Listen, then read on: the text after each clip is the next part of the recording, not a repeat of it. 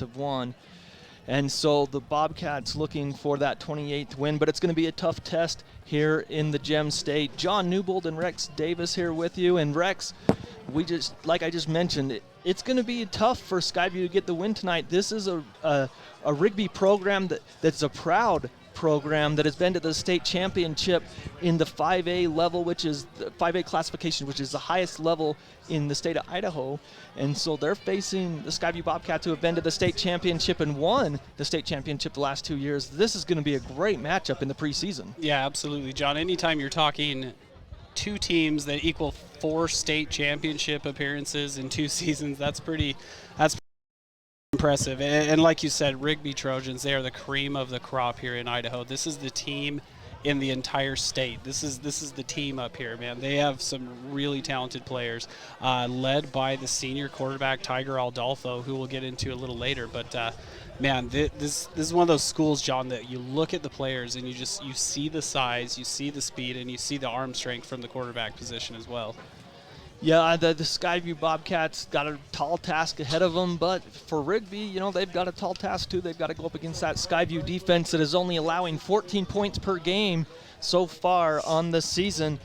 But we thank you for joining us tonight on 1390 AM, 106.9 FM, The Fan. Also, if hopefully you're watching our video stream on CacheValleyDaily.com, an opportunity for you to listen and watch the game at the same time. And the video experience is powered by Adams Wealth Advisors. Visit adamswealthadvisors.com to schedule time with an advisor today. Adams Wealth Advisor wants to understand your family, job, hobbies, and goals to earn your long-term financial trust. It's Adams Wealth Advisors bringing you this video experience here from Rigby, Idaho. And it's a windy Rigby, Idaho. As you can hear, we'll get to the coach's interview as I had a chance to talk to Coach Hal. You'll be able to hear the wind whipping down on the field. I did comb my hair, but the wind really messed it up down there, Rex, because it's pretty windy down there coming from the south to the north. Yeah, for our listeners and those watching on CacheValleyDaily.com, you might want to have your hand on the volume so you can kind of adjust it, just because you're going to get a lot of wind in this interview. But Coach Howell says some really interesting stuff in this pregame interview with you, John, that I think is definitely worth listening to.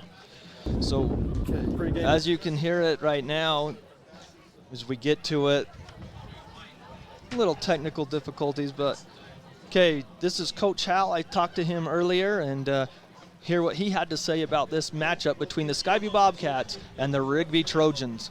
Season, and Skyview's made the trip up to the Gem State to face the Rigby Trojans. And Coach, how exciting is this for your program? I mean, they've been in the state championship the last 2 years. You've been in the state championship the last 2 years. How exciting is it to have 2 powerhouse programs like this meet up tonight? Yeah, I think it's an awesome opportunity for our kids to play at a really high level against a really quality opponent. As we've discussed this year, our preseason's just brutal as far as the gauntlet that we have to run through. But, this might be one of the best football teams we've played in the 3 years I've been back at Skyview. So, we have our hands full, but our kids are definitely excited. They love this type of atmosphere. Well, Coach, this Rigby team, this is their first game. You guys have already got 2 under your belt. Yeah. Some people might look at that as an advantage, but, as coaches, how do you approach this? Because usually you exchange film with the team the week of the game, where you haven't seen this year's Rigby team. Do you just rely on last year's film? Yeah, so we got we got a lot of last year's film on them, and did our best to kind of study the kids that they have coming back, plus their schemes, and then obviously the JV and freshman games that we played yesterday, give us some insight as to what we'll see a little bit. But really, it's just about our kids being able to come out and make some adjustments based off of what we see, and then adjusting and going from there. Well, Coach, what are a couple of keys that you guys need to focus on? Last week you talked about tackling. Your team stepped up and did that. What about tonight? I think there's a couple of key things. First of all, I think we really have to establish our run game tonight. That's something that we haven't been great at the last 2 weeks, and so we're really looking to do that. I feel like if we can establish the run game, we got a good shot. And then from a defensive perspective, we got to force them to drive the ball the length of the field. They made a living off of chunk plays last year. They're very explosive. They have some great players, and so we're going to have to keep the ball in front of us and force them to march the ball the length of the field. All right, Coach. We'll talk to you after the game. Thanks for your time. All right, thanks. Again, you can hear that wind kicking in the background of that interview. Of course, that was our pregame interview with Coach Chris Howell, and that's brought to you by Guild Mortgage. Guild Mortgage will help you find the loan to fit your life. Select from hundreds of loan products tailored to your situation. Google Karen at Guild Mortgage or call 435-294-2480. They bring you the pregame show here on 106.9 FM and 1390 AM, The Fan. Also streaming live on CashValleyDaily.com, and that gives us a chance to talk about the uniforms as both teams just came out onto the field from the locker room. Skyview is in their road jerseys, the white jerseys with blue numerals, and those matte gray helmets with the blue numbers on the side and also the new logo. And then the Rigby Trojans, the home team, they come out in their dark uniforms with maroon helmets and maroon numerals, which is good because we can read them really good here from the press box. And those uniforms, the uniforms are brought to you by the logo shop, the uniform check. It's when we check those, it's when it's time to make your team look good. It's the logo shop. Whether your team is on the field or in the workplace, since 1990, they've been your source for customized logoed items for business teams and booster clubs. So we're going to step aside and take a break, and when we come back, we'll talk more about this matchup between the Rigby Trojans and the Skyview Bobcats. When it's important to make an impression, call on the Logo Shop. They specialize in designing and customizing your logo onto t-shirts, golf shirts, jackets, and hats. Your logo will look great on name brand apparel from Nike, Travis Mathew, OGIO, North Face, Under Armour, and Carhartt. The Logo Shop can put your logo on literally thousands of items: pens, water bottles, mugs, travel accessories, outdoor gear like Yeti coolers. Call on the Logo Shop and check out the possibilities. The Logo Shop, the logo stuff, the Logo Shop.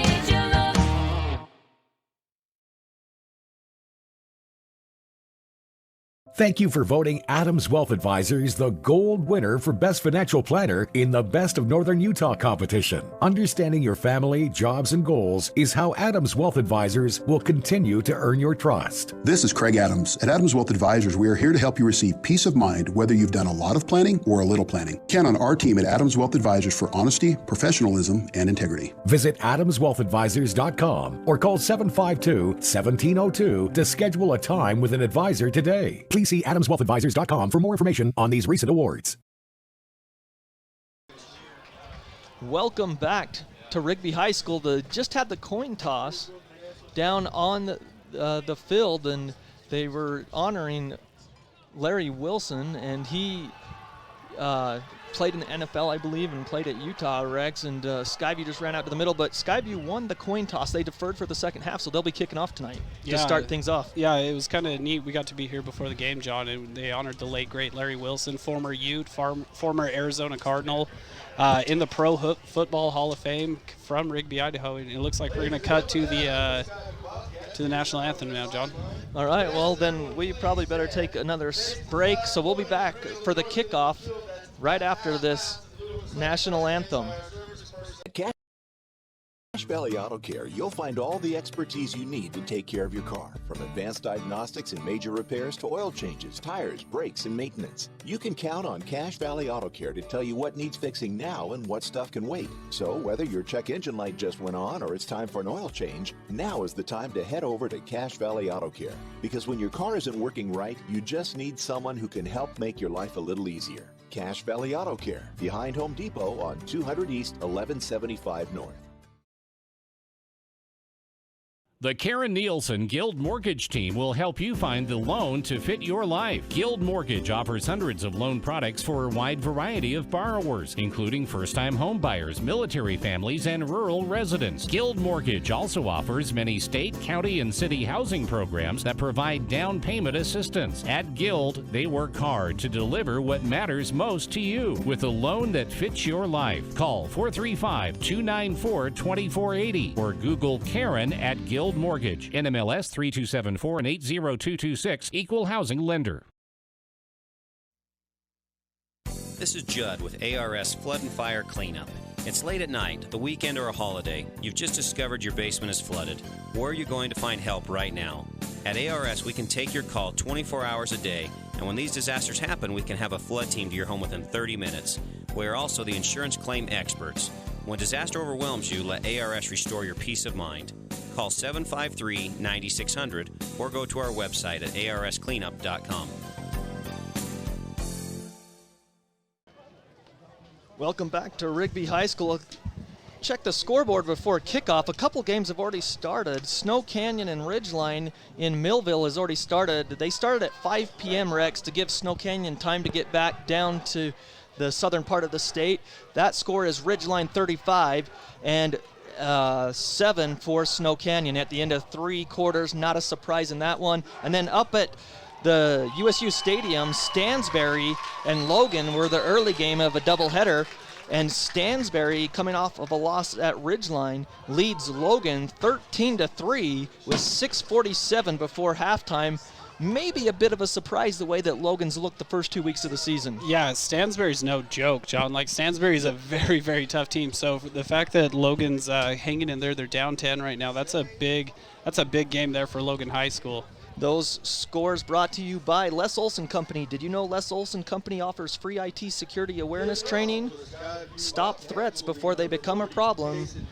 Les Olson Company brings you the game. So Skyview will be kicking off. Erickson going left to right on your radio dial if you're listening to us on 106.9 FM or 1390 AM, The Fan. He'll be kicking going left to right as Rigby has a couple of returners on the goal line. And like Coach Hal said, they are an explosive team, and we are underway, kicking in, and it's a short kick down at the 10. Returning to the right side, he's got some blockers on the outside. He leaps over a Skyview Bobcat, and he's knocked down at the 40. Rex, I'm a little surprised with the, well, Erickson was kicking into the wind. Into the wind, exactly, John. Yeah, he put enough hang time on that kickoff that the wind was able to grab that thing, and man, it just kind of hooked it and took it short. And that's why Kason Erickson's so valuable, because that right there shows you what he's been doing all season. Normally he's putting that thing in the end zone. This time he doesn't. They're all the way up at the 39-yard line to start as Rigby. And this is a high-powered offense. This is not an offense that you can allow to start that far in their own territory like that. The quarterback, the senior, Tiger Adolfo, is back in shotgun. He's got a running back right behind him. He motions him out. Tiger's going to run with it on a quarterback draw. He's up the middle and got about 7 yards as he went to the right side, Rex, but then he just put his cleat in there into the grass and then went upfield. Yeah, he's a big quarterback too. I mean, he's easily over 6 foot. This is a big quarterback, but man, he's fast, he's strong, he's powerful. And Reed Wild and Kason Spackman had to combine for that tackle on that one. One of the things is Skyview is playing on a grass field. This is a natural grass field. So Tiger is in shotgun again. He's going to roll out to the left side, and he dumps it off and to the tight end, and Skyview's there to make a tackle. Yeah, it was second, Cole Watterson. Yeah, it was second down and about 3, and it's right at the sticks at midfield or near midfield, and they give him enough for the first down to the 49. Adolfo had to hurry and get rid of that ball because Blake Bishop was in there quick, but able to complete the pass and get the first down for Rigby. So opening drive for Rigby, 11 minutes on the clock, no score. Tiger Adolfo, Skyview blitzes, and it's thrown out there quickly. It's complete. Gets into Skyview territory before he's knocked out of bounds.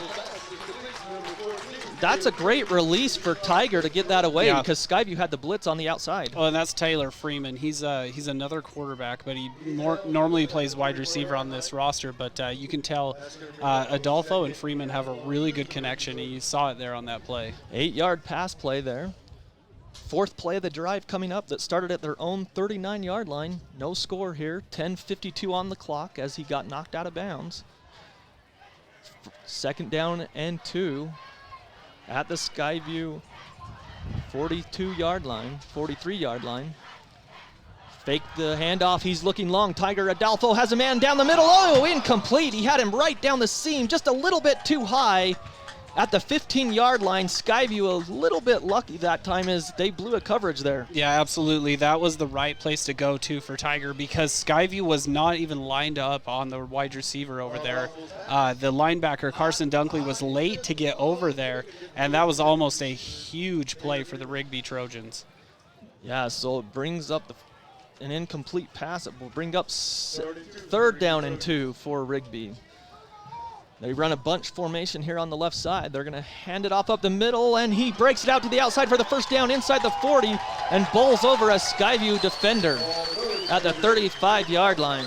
Yeah, give Tyson Hodges, the senior defensive back, a little credit there, being able to hang on to the running back. That's not an easy task there, but here goes the Rigby Trojans moving the chains. So it'll be a 1st and 10, clock rolling now, 10:35 on the clock, 1st and 10. From the Skyview 35. Tiger on the fly sweep, hands it off, breaks a tackle. Skyview should have had a tackle for a loss, but a great job by the player for Rigby. That's Coleman Lords. He broke the tackle in the backfield on the fly sweep, Rex, and got downfield. Yeah, and he was just really shifty out there on the edge. Kimball Jackson had him dead to rights in the backfield, but he's able to shake Kimball, and Jackson Sundstrom had to come all the way over from safety position and make that play. Second down and 3 for the Trojans, 7th play of the drive. Tiger Adolfo in shotgun, and he draws Skyview offside.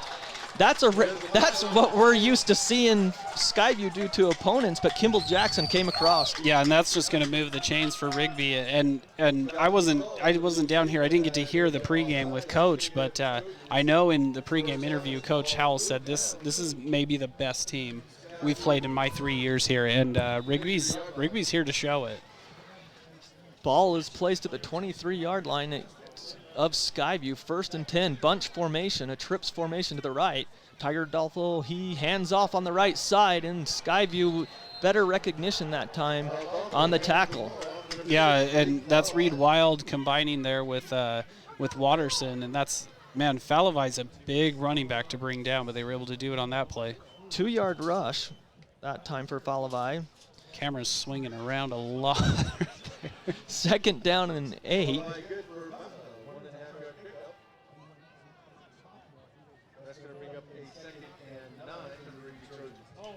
So Tiger Adolfo in shotgun again, sends a man in motion from left to right. He fakes the handoff. He's going to throw it out to the right side. He's got some momentum, and he's upended at the 15, but he fell forward inside the 15. I think he's shy of the first down by about a yard. Yeah, it just barely there, shy. But, man, this Rigby offense looks like a machine right now. They're going hurry up. So 3rd and 1, they go. Tiger Adolfo just takes it under center, goes upfield. We've seen that from Skyview, but he's got a first down as the line pushed forward down to the 5-yard or 10-yard line. Skyview didn't get flagged on the play there, John. They had 12 guys on the field. They did not get the 12th man off, but I didn't see a flag hit the ground. 10th play of the drive that started at their own 39. The Trojans have taken this opening drive. 9:13 on the clock, no score. First and goal, right at the 10. So it's just the nose of the football is just ahead of the 10, I guess. They're marking it. We'll just say first and goal at the 10. Adolfo has the running back on his left hip. Now he's going to roll out to the left side. He throws to the end zone. Oh! Almost a one-handed grab in the end zone. Oh, would have been a spectacular catch. What a throw as Adolfo put it right on the receiver. Just couldn't pull it in with one hand. Yeah, he almost made just a highlight reel catch there, did Con Dancy. He's the tight end. He's a senior for Rigby, and he was open, man. Tiger put that ball on the money. He's got to make that catch in the end zone. Yeah, he stuck his paw out there and just couldn't ring it in. So we'll bring up second and goal at the 10 for the Trojans. They are going into the wind. 8:53 on the clock, no score. Empty backfield for Adolfo. He looks to the sideline, 2 receivers to the left, 2 to the right. Ball's on the right hash. Now he takes a snap. He's going to run it up the middle. He's up, dodges one tackler, and then gets tripped up as he got his way inside the 5. They're going to say his knee down was at the 5, I believe. We'll bring up third and goal at the 5. Yeah, Reed Wild was just able to get just enough of him to bring him down. So let's see what Rigby does here on third down. This is the 12th play of the drive. Coach Hal said in the pregame that he needed his defense to make them go the whole length of the field because they're so explosive on offense. And so he wanted to really make the Trojans work the whole football field when they had the football. And it's a third and goal now at the 5-yard line. Knocking on Skyview's door.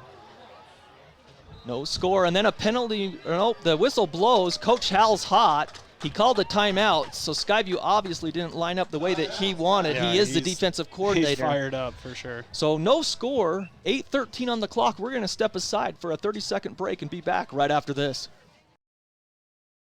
If you're in the market for exterior building supplies, you should always go with a company you trust. Coldwater Stone in Tremonton, a division of Castelite in Logan, is a company you can trust. Coldwater Stone specializes in cutting and shaping beautiful natural stone into thin veneers that can be used on wall surfaces, walkways, and more. Coldwater Stone in Tremonton has quickly become the industry leader for natural stone products. Stop into the Tremonton facility or see samples at Castelite in Logan. More information at www.coldwaterstone.com. Coldwater Stone, a natural choice for all your stone needs. Welcome back to Rigby High School. No score between the Rigby Trojans and the Skyview Bobcats. Skyview 2-0 on the season. This is Rigby's first game. John Newbold, Rex Davis here with you. Thanks for joining us on 1390 AM, 106.9 FM The Fan, and also on our live stream at CashValleyDaily.com. But Coach Hal on third and goal at the 5 really was upset with the way Skyview lined up, Rex. It was a smart timeout, John, because this is such a crucial point in the game. You want to try to hold them to a field goal attempt if possible. So you need to use those timeouts. That was a great call by Coach Howell. Get the defense squared away, get them lined up where they're supposed to be, and try to stop this high-powered Rigby offense. Yeah, you got to look for Falavai out of the backfield. 3 Absolutely. Receivers to the left. The ball's on that right hash, kind of leaning that way. 3 receivers to the left.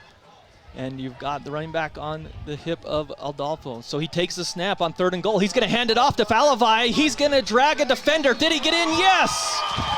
Skyview was there, but I just think that's a bigger body with Falavai. That's just a big, strong running back right there, Falavai is. I wouldn't be surprised if he has some D1 offers, John. And that's just too much for Skyview to try to stop that close to the goal line. Well, Skyview was there defensively, but Falavai just drugged the Skyview defender the 5 yards he needed to get into the end zone, and they cap it off on the 12th play of that drive that started from their own 39, Rex. They score and lead 6-0 with 8:08 here in the first quarter. Yeah, and look at this formation. Rigby's coming out with John. It's a kind of crazy-looking formation. We'll see if they motion him over and then kick the PAT. Yeah, they did. They motioned him over. It's kind of that. The kicker out there. Oh, we got penalty marker, and it's thrown from the back, Judge. It's usually going to be a false start. Maybe the way that the center held the football or something, because nobody moved, when they lined up. So he must have moved. Did you see a hand signal either? Because I didn't see a hand signal. I didn't either. And that could be a first game jitter there too. I mean, mean, it's first game of the season. For sure. So this will actually be a 25-yard field goal, and it's in with the wind. Snap is back, hold is down, kick is on the way, and it looks good, and it is good. Plenty of leg for that. Easy leg with the wind. So 7-0. Rigby leads Skyview. They draw first blood. We'll take a 30-second break and be back right after this. Business lunch. There's nothing better or more satisfying than the lunch special at Old Grist Mill. It's lunch the way Mother Nature intended. All natural bread, the perfect amount of meat, veggies to your liking. And then it only gets better with your choice of a fresh baked cookie, chips, and drink. You know what we're talking about. That famous Old Grist Mill lunch special. Get your made to order special at the South Logan, and now Smithville locations. Old Grist Mill, here for you. Welcome back to Rigby High School. 7-0 after a 12-play drive by Rigby that chewed up 61 yards. They started at their own 39 and chewed off a couple minutes on the clock. 8:08 here in the first quarter, and it's 7-0 Rigby on their opening drive. So we'll see what the Skyview Bobcats do here. And there was a penalty on that play, and we thought it was maybe like a false start or something by the center. It was actually a delayed game, the way it turned out. So they'll be kicking with the wind here.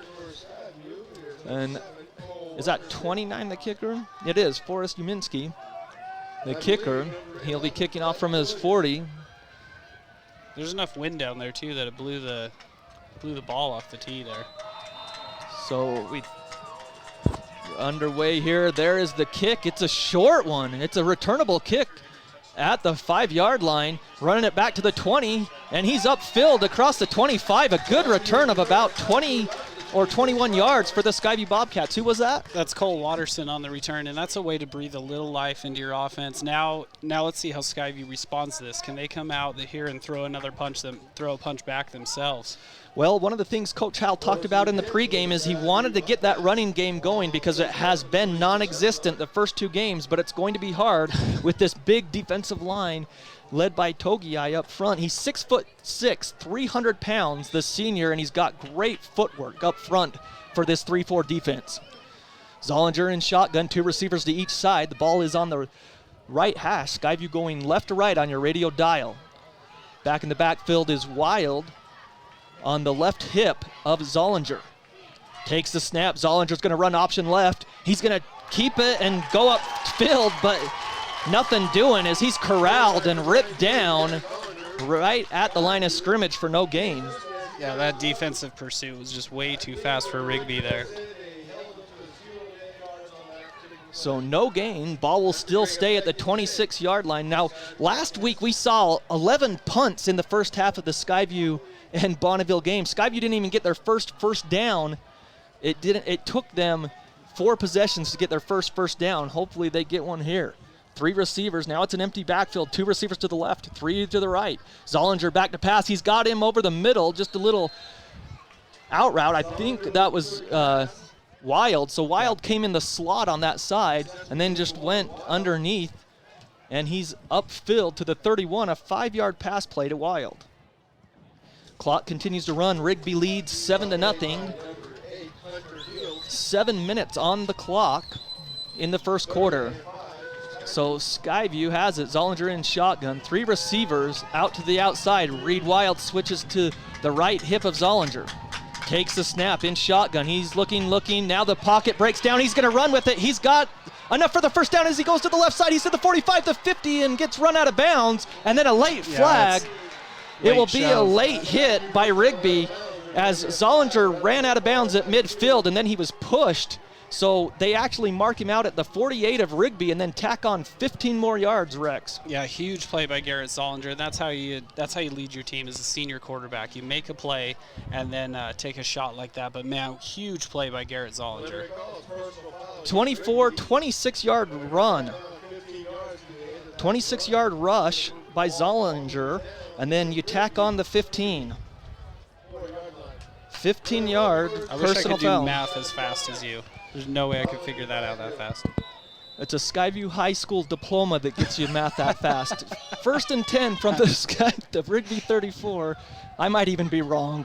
Hand off to Wild, and he's got some room. He breaks free for a second across the 25, inside the 25. That's one of the best running plays Skyview's had all season, really. Yeah. And this is the most stout defensive front that they've faced as well. And the running plays are working, even though the one was off of a design throw. They're going to give him a first down, so we're going to give him 10 yards. The ball will be placed at the 23-yard line. 1st and 10 Skyview. 6:25 on the clock. 2 receivers to the left. 1 to the right for Zollinger. He's going to take it. He's going to hand it off to Wild, and nothing doing.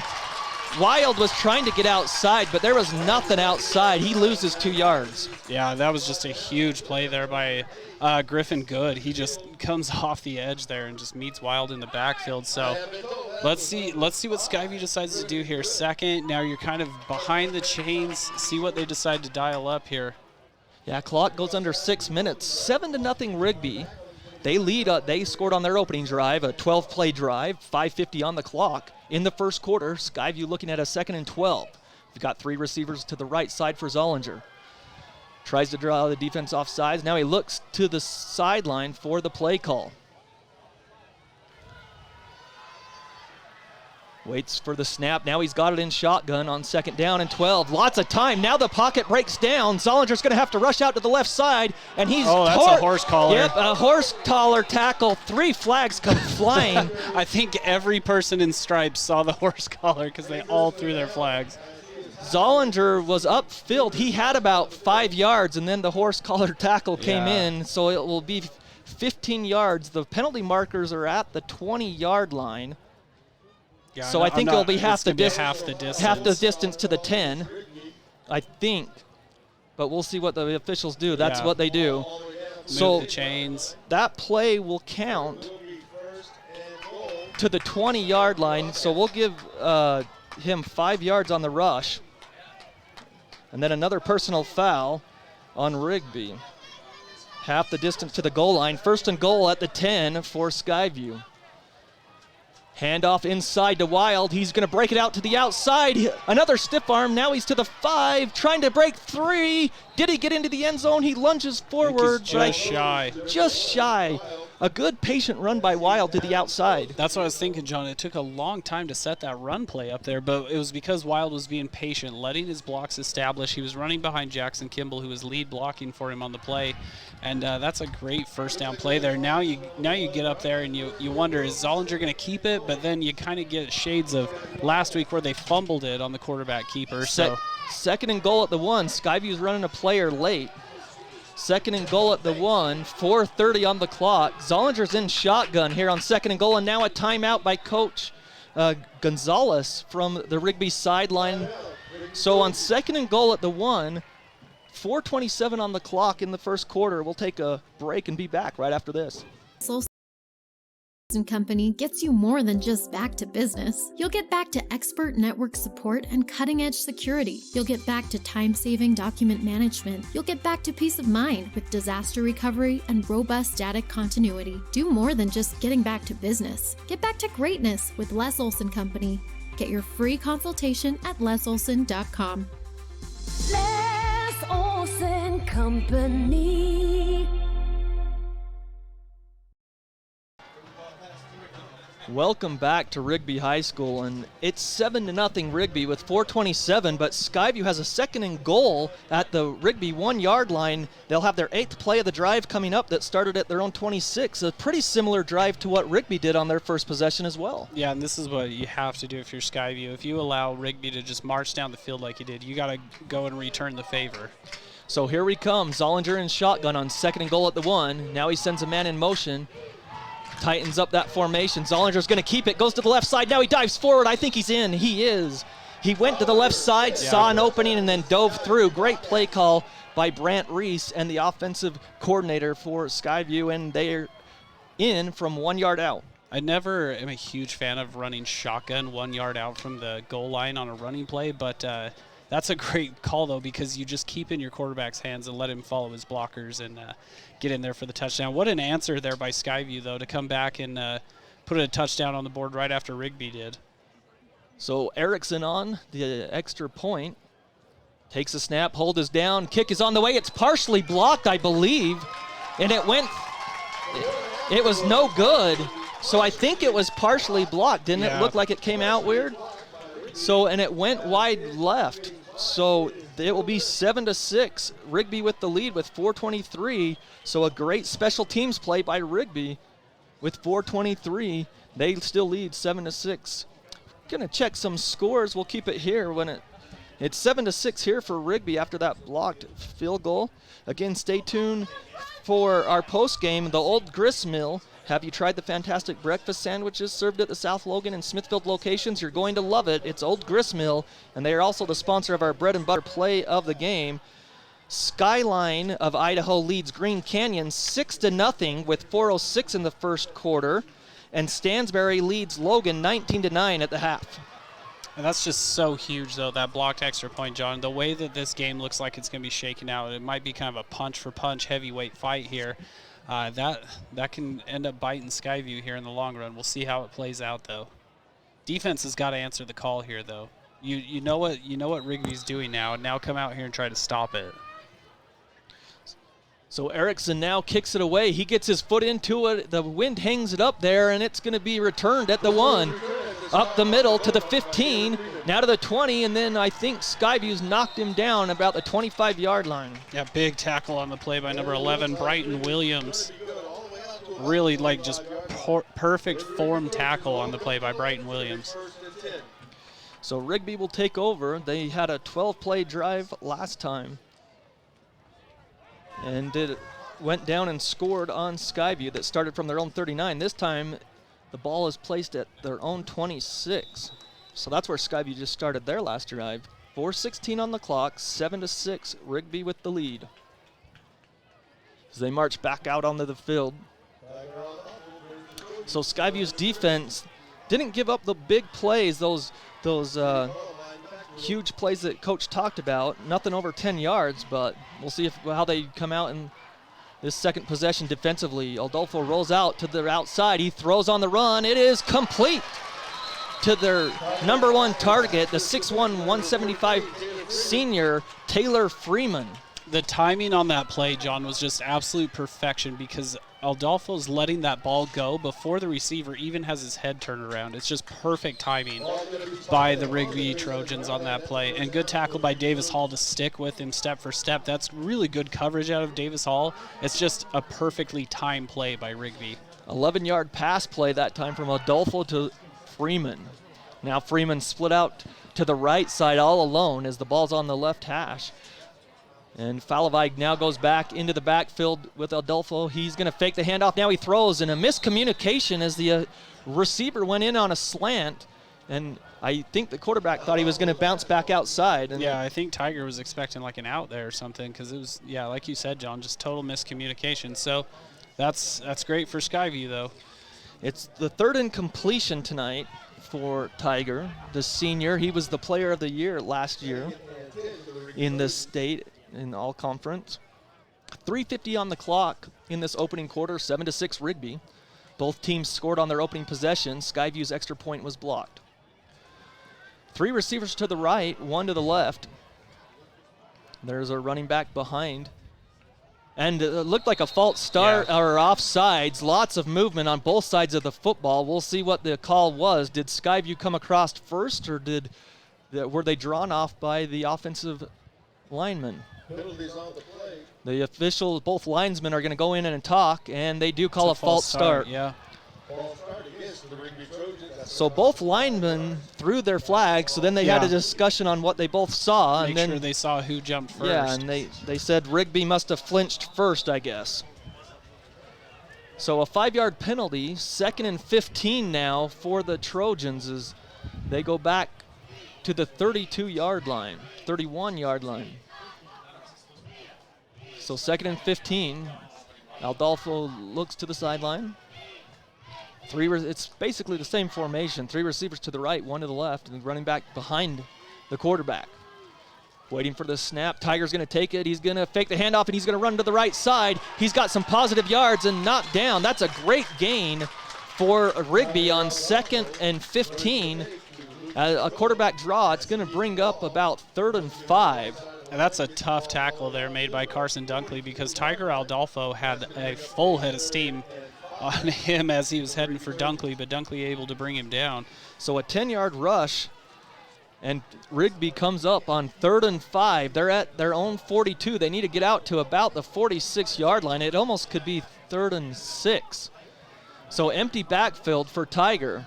Skyview showing a 3-man front, 3 receivers to the right, 2 to the left on an empty backfield for Tiger on 3rd and about 5. He's back to pass. Now he throws to the right. It's complete, and he breaks a tackle and has enough yards for the first down.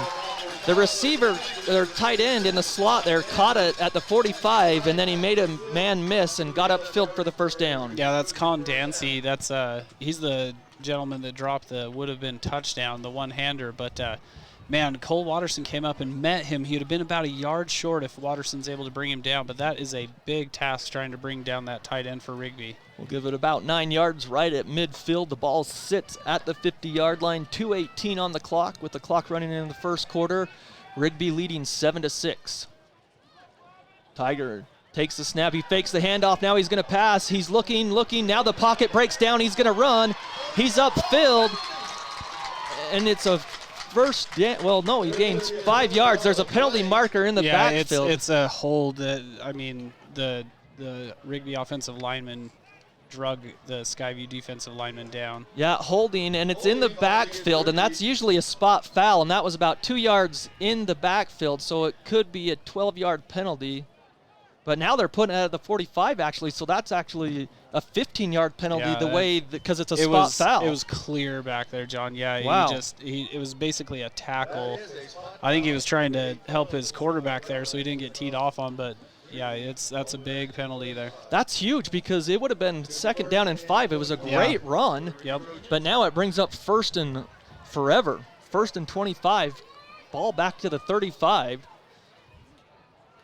Tiger's going to pass. Now he just a little shovel pass forward, and Skyview's defensive line not too fooled there. They gain about 5 up to the 40. Yeah, DeHeck was there on the play, but man, it just seems like they don't really go backwards unless it's a penalty. Every offensive play, it seems like they're marching forward.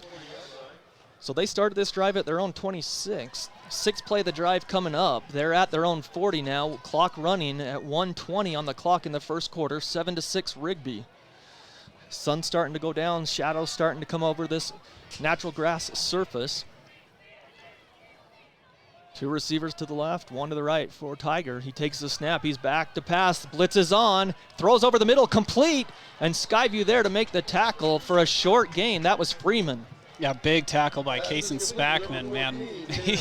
He just kind of teed off on him there, but a nice little sidearm pass there by Tiger, the quarterback, to get a little bit of positive yards out of it. So Rigby with a 3rd and long. Now remember, Skyview gave up a huge 3rd and long last week at Bonneville. They don't want to here. 40 seconds, clock running in the first quarter. 3rd and 17 from their own 43. 2 receivers to the right. Tiger takes a snap. The blitz is on. Kimball Jackson nearly has a sack. Pass downfield. Caught for a first down at the 20-yard line of Skyview. And Skyview gave up that big 3rd and long right there. Kimball Jackson was this close, but Tiger's just that good of an athlete to get it off. Yeah, he is. And Carson Dunkley was kind of stride for stride there with Taylor Freeman, the wide receiver, but Freeman just too much height and speed, able to bring that thing in. And Skyview always has this bend but don't break philosophy, and they broke on that one. That's a huge play. That's exactly the play that Coach Hal talked about in the pregame, that he didn't want to see those explosive plays. This Trojan team is too good to give up those big plays. So on 1st down, back to pass on the play action, complete on a comeback route. Skyview pushes them out of bounds at the 5. That will be the last play of the first quarter.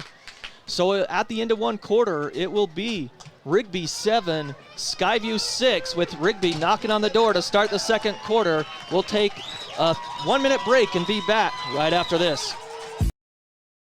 Jessup Insurance and Retirement Services, let us guide you Jessup Insurance has a local office with professionals that understand all the Medicare plans available to Utah and Idaho citizens. They simply make Medicare understandable at no additional cost. Call Jessup Insurance 435-213-3200 or Google Jessup Insurance. Jessup Insurance and Retirement Services. Let's guide you. Your Cache and Box Elder County McDonald's are proud to support local high school athletics and wish all the local teams the best of luck this season. Your local McDonald's is hiring. Work for McDonald's and let McDonald's work for you. Enjoy flexible hours, tuition reimbursement for continuing education, plus meals and other perks. Management positions are available. Apply at careers.mcdonalds.com today. That's careers.mcdonalds.com. Or apply in person. McDonald's and its franchisees are equal opportunity employers committed to a diverse and inclusive workforce. Welcome back to Rigby High School. It's 7-6. Rigby leads, and they're knocking on the door here as they are at first and goal from the 5-yard line for Rigby, as they picked up that big pass play to Freeman on 3rd and long, Rex. Yeah. It was 3rd and 15, and they picked up a big chunk. It must have been 40 yards. It's just the timing between Adolfo and Freeman. They're just great timing between the two of them. So 2 receivers to the left on 1st and goal from the Skyview 5. Now he brings Talavai in the backfield.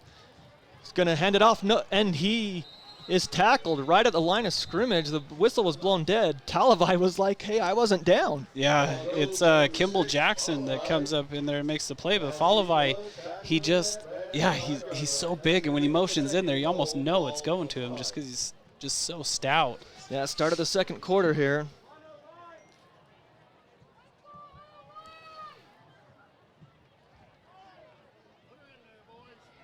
So clock continues to run here. Just the start of the second quarter, 2nd and goal at the 5-yard line. 2 receivers to the left. Tight formation on the right side. Under center's Tiger. He's going to take the snap. He's going to go up the middle to Talavai, and Skyview snuffs it out. Nothing there again. No gain for Talavai on 2 straight possessions. Yeah, and that's a nice play there by Jackson Kimball.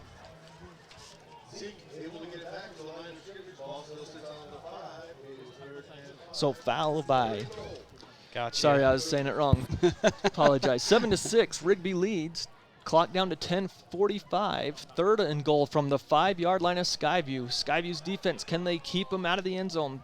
3 receivers to the left. We did see on that extra point, though, they got plenty of leg for a field goal. Oh, yeah.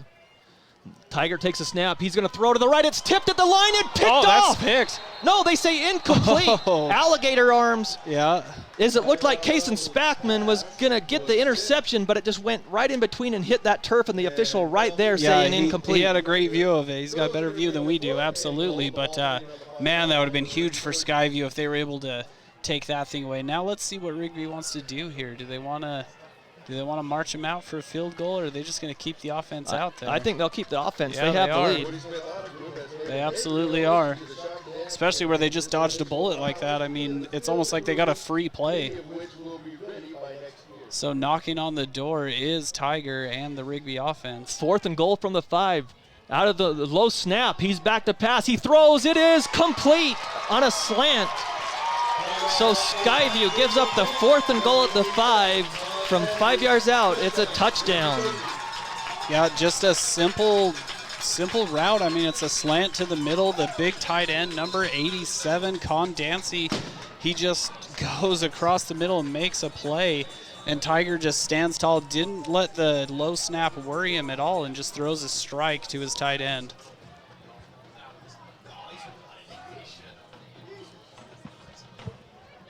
That brings the kicker out. That's number 29, Forrest Uminski. And the kick is on the way, and it is good. So with 10:25 in the first half, it's 14 for Rigby, 6 for Skyview. We'll take a 30-second break and be back right after this.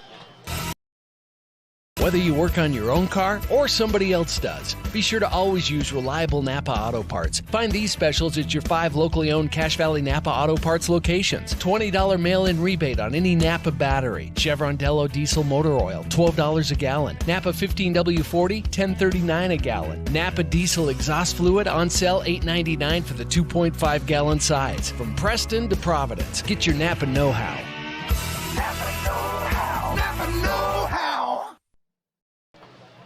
Welcome back. Another 12-play drive for Rigby, and they scored and kicked the extra point. They score on a 4th down and goal at the 5 on a 5-yard pass play, and so it's 14-6.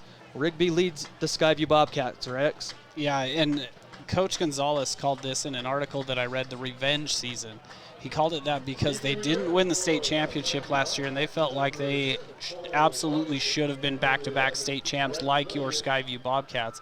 So they definitely have a fire lit under them, does Rigby. And there's been a lot of talk at this kickoff team right here. I don't know if they're trying to do something here, but that was a lot of time setting up the kickoff squad here for Rigby. If you're an up man, if you're Carson Dunkley or Jackson Sundstrom, you got to be ready for anything right now. Well, the last kick, he's kicking into the wind, and with the wind, it was a short returnable kick. This one's kicked away. It's a high one. It will be returnable at the 10. From the left side, Skyview goes up. It's Watterson. He's still trying to get upfield. He's going east and west, though. So he ran all the way from this sideline to the other sideline, but he covered a lot of ground. It just wasn't north and south. It was east and west. Yeah, absolutely. And give Cam Carling, the junior, some credit for springing him, because that was a huge block by number 26, Cam Carling, on that play. And you got to be careful because sometimes they call a crackback. So with 10-16, Skyview trails in the first half, 14-6. They're starting from their own 17-yard line. Zollinger's in shotgun. I believe it's Wild on his right hip, 2 receivers to each side. Now a man in motion, and they fumble the snap. Zollinger picks it up and is trying to run with it. Nothing there as he's snowed under. Back at the 11-yard line, he dropped the snap, and then the timing and everything else just went to pots on that one. Yeah, Skyview just looking all out of sorts here in this opening half here up in Rigby. Just nothing really firing right for him. So a 6-yard loss. If we know anything about Zollinger, though, he usually responds pretty well after a bad play. 2nd and 16 from their own 11 now. Try to draw him off sides. Got him, too. Yeah, the defensive line flinched but didn't come across. Got the ball on the right hash. Got 3 receivers to the wide side of the field, 1 to the right. The short side, Zollinger back to pass. He's looking, he's going over, and it's picked off at the 20. Nice recognition by the defender that time. Skyview made the tackle there, but I believe that was number 6, Brooks Rigby, he was trying to hit, but a great interception by Rigby. Yeah, Rigby, Idaho there just, man, they set themselves up in perfect position here, up 14-6 already with 9:23 in the second. Yeah, you gotta think they're gonna go for blood here. They're gonna try to get something into that end zone here as the Rigby Trojans, because Skyview's defense, keep in mind, John, they've been through 2 12-play drives already. Yeah. They're tired, they're gassed, and now here comes that high-powered offense right back out onto the field. Well, turnovers never help you win, and they gave up the interception there. 14-6, Rigby leads, and they're at Skyview's 18 with 9:23 in the half. Takes the snap, Tiger rolls out, he throws, it is incomplete. Had to let that one go, had a little mustard on it, and the receiver couldn't bring it in. That's 2 catches that Con Dancy's tried to one hand that, I don't know, from up here in the booth it's easy for me to say, but I think a couple of them you put 2 hands on it and you catch them. So it'll bring up a 2nd down for the Trojans at the Skyview 18, 2nd and 10, 9:19 on the clock. Skyview trailing 14-6. Talavai on the left side of Tiger. He's going to hand it off to Talavai, and he's knocked down in the backfield. Falavai. You just say it. It's Falavai. I said it Talavai the first time, but Valavai. Okay, there you go. So I've mispronounced it more than once tonight. We'll just say that. Of our listeners, probably I'm the only one that's going to recognize it. Well, I'm glad that you keep correcting me. Luckily, the other Rigby supporters here in the press box haven't totally knocked me completely out.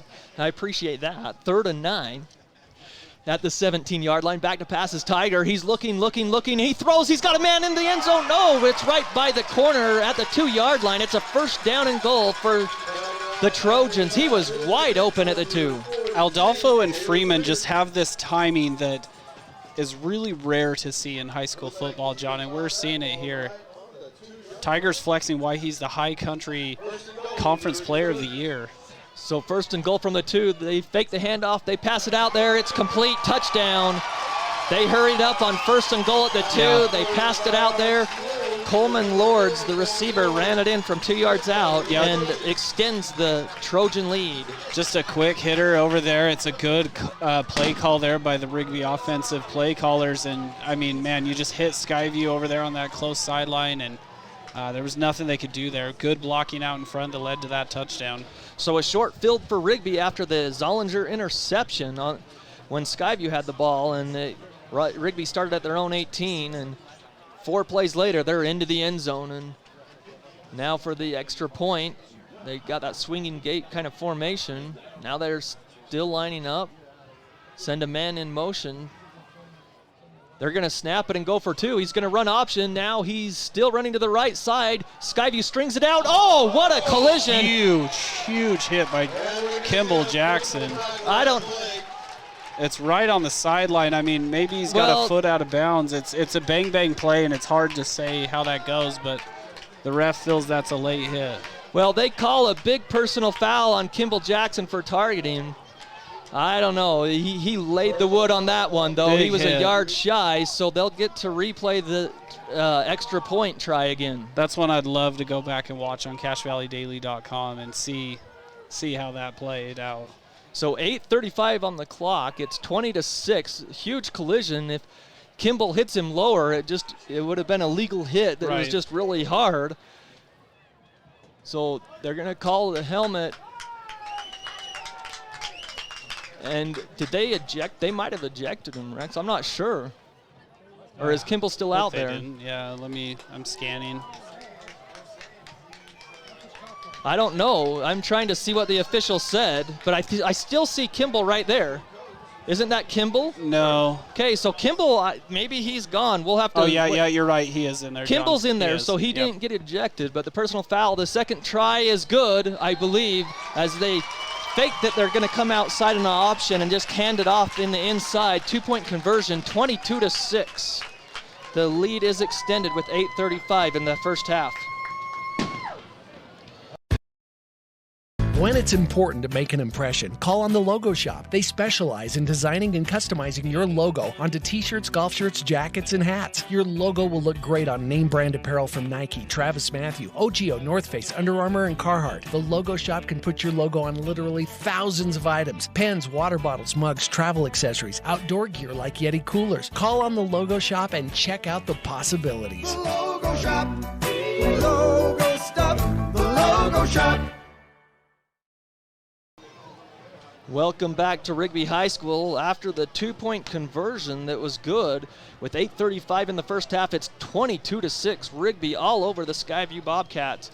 And that short field helped Rigby out after the interception. But then Skyview again, they held them out on the extra point try. But then a Kimball Jackson personal foul allowed them a second chance, and they took advantage of it to make it 22-6 instead of 20-6.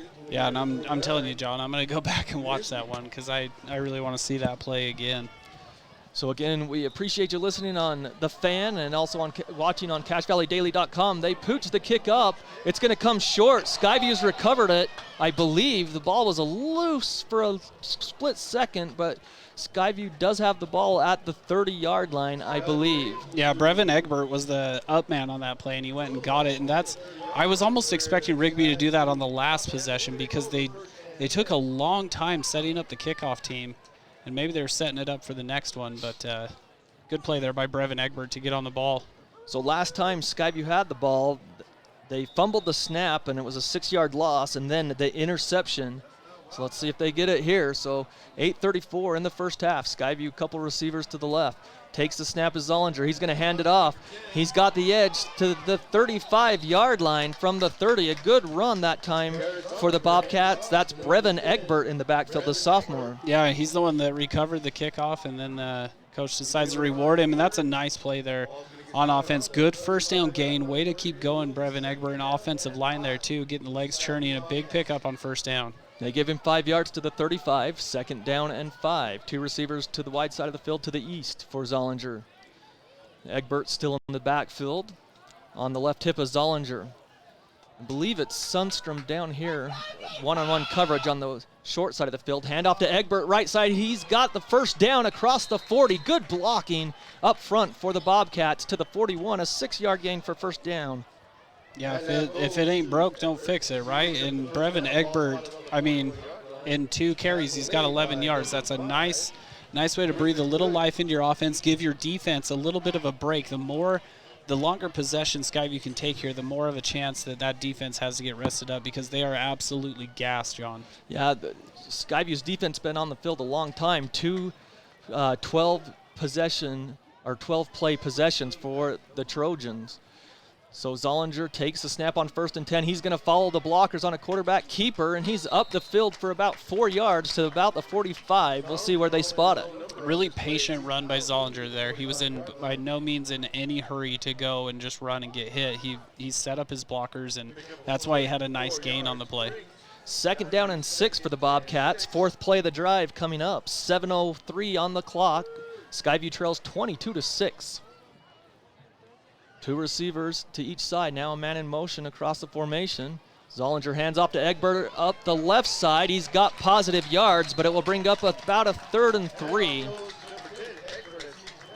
This is the game that we didn't expect Skyview to be able to run that much, John, in pregame, and it's actually, it's kind of working a little bit here tonight. I would say the running game's looking a little better than it has in previous games. Well, definitely this is the best running game they've had. So 3rd down and 3. Skyview needs to get to the Rigby 49 for a first down. 2 receivers to each side for Zollinger.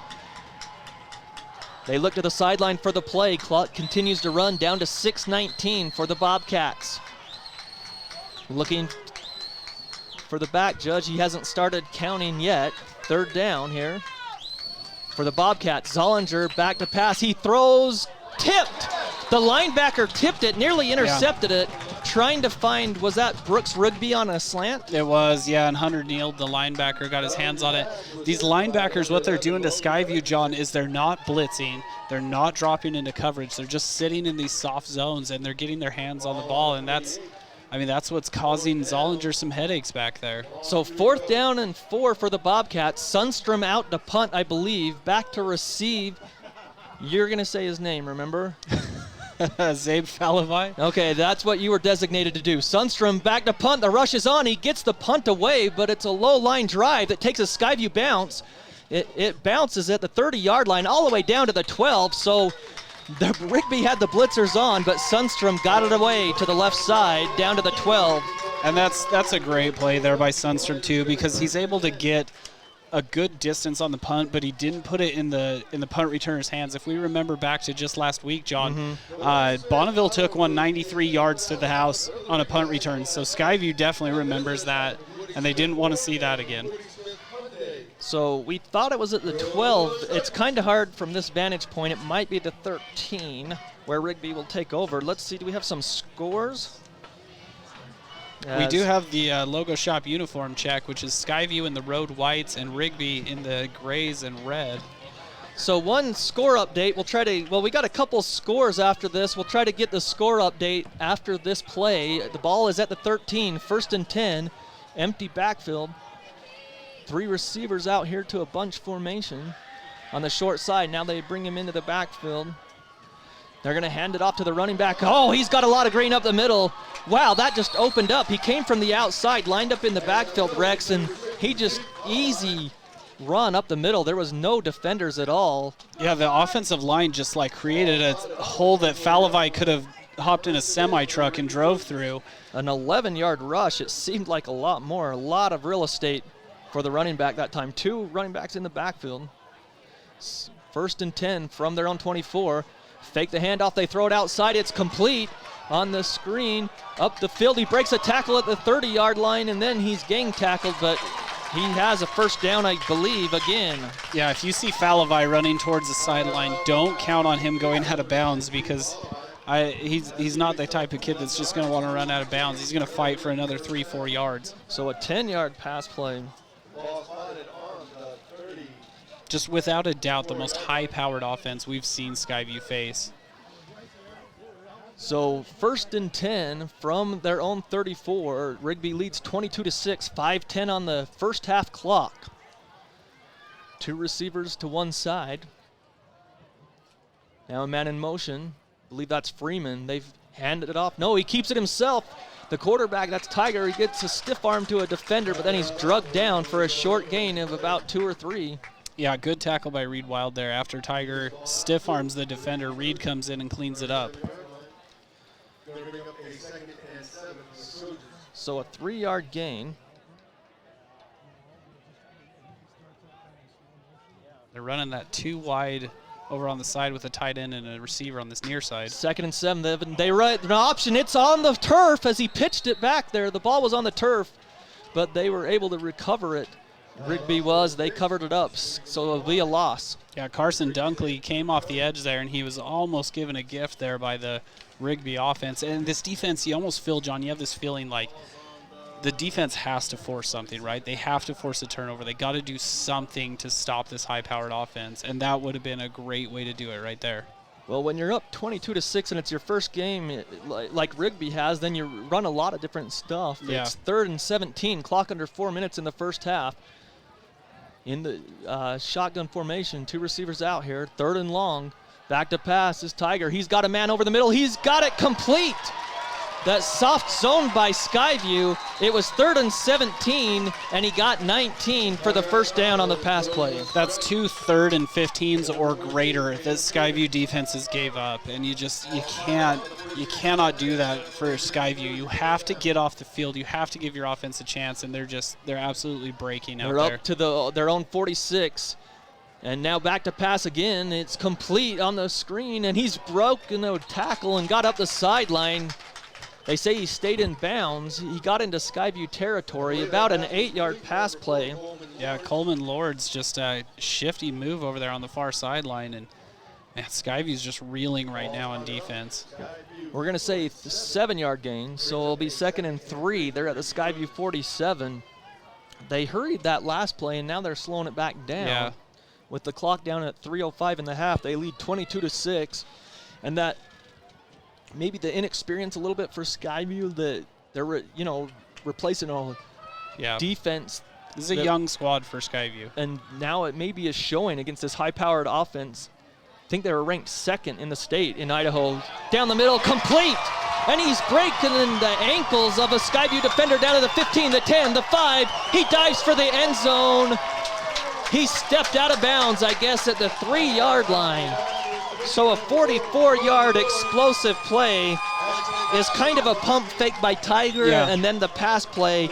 And Skyview is getting run out of the building, if you will, here in Rigby with 2:38 on the clock. It's 1st and goal for the Trojans. Yeah, really nice move by Coleman Lords, though. I mean, he could have been tackled by Davis Hall about 23 yards downfield, but put a juke on and kept going. He's in shotgun on 1st and goal at 3. He's going to hand it off up the middle. Looks like he's in easily for the touchdown from 3 yards out.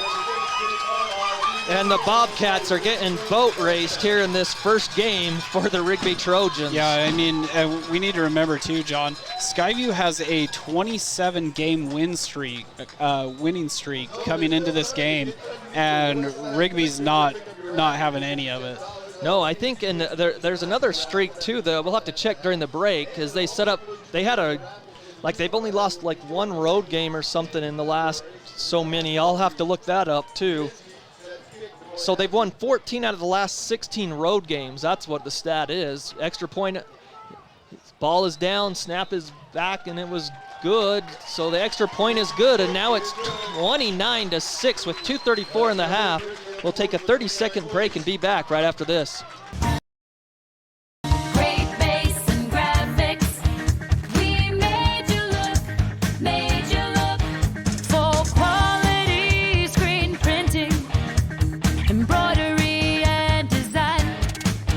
What's important to you is important to us. We love what we do and it shows every time.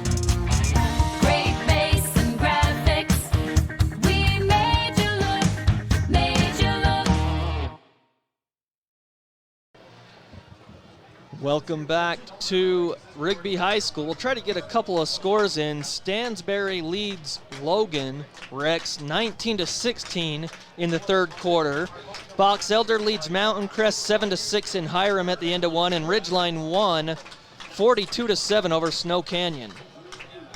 You got to kind of think, too, Ridgeline's going to be the cream of crop in Region 11 in this year, too, right? Well, the coaches picked them first and Skyview second. Yeah, the way that Ridgeline's just going and kind of handling people, you can't help but think that they're going to be the team to beat. They get their kickoff away, and it is out of bounds. It looked horrible off the tee, and it was as it goes out of bounds. And so Skyview will get their best starting field position of the night up at the 35-yard line, I believe is where that ball is placed. Yeah, and I mean, okay, if you're Skyview, you're down 23 at this point in the game with 2:34 before half.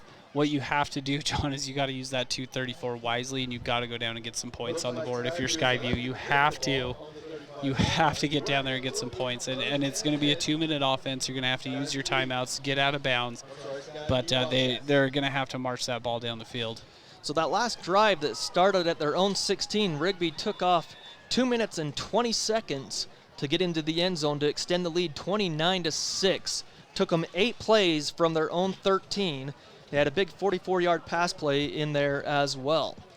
So Skyview comes out, 2 receivers to each side from their own 35, trailing 29-6. Zollinger back to pass. He throws. He gets hit as he throws to Davis Hall. It's incomplete. It didn't matter. The blitz was on in Zollinger's face. He did not have time to step into that throw at all. He just had to kind of short arm it and unable to connect with Davis Hall on the play. So the good thing for the Bobcats is it stops the clock at 2:29, but they trail 29-6. They got to get something going on offense if they want to have a chance in the second half. So 2 receivers to each side. Zollinger back to pass again. Now the pocket breaks down, and he is going to be sacked. He got away from 1 or 2 guys, Rex, but then he was finished off by the rest of that defensive line. Yeah, and the timing just is unable to be set up because the defensive line for Rigby is just so stout, and they're just able to get to Zollinger so quickly. I mean, he had Sundstrom over here running a hitch route, but he doesn't have the time to make that read because he's got 6'5" defensive linemen in his face almost instantly. 7-yard loss on the sack. Bring up 3rd down and 17 for the Bobcats from their own 28. Clock runs at 1:45 in the first half. 29-6 Rigby. 3 receivers to the right, 1 to the left. Zollinger back to pass again. He's got pressure and he's sacked again.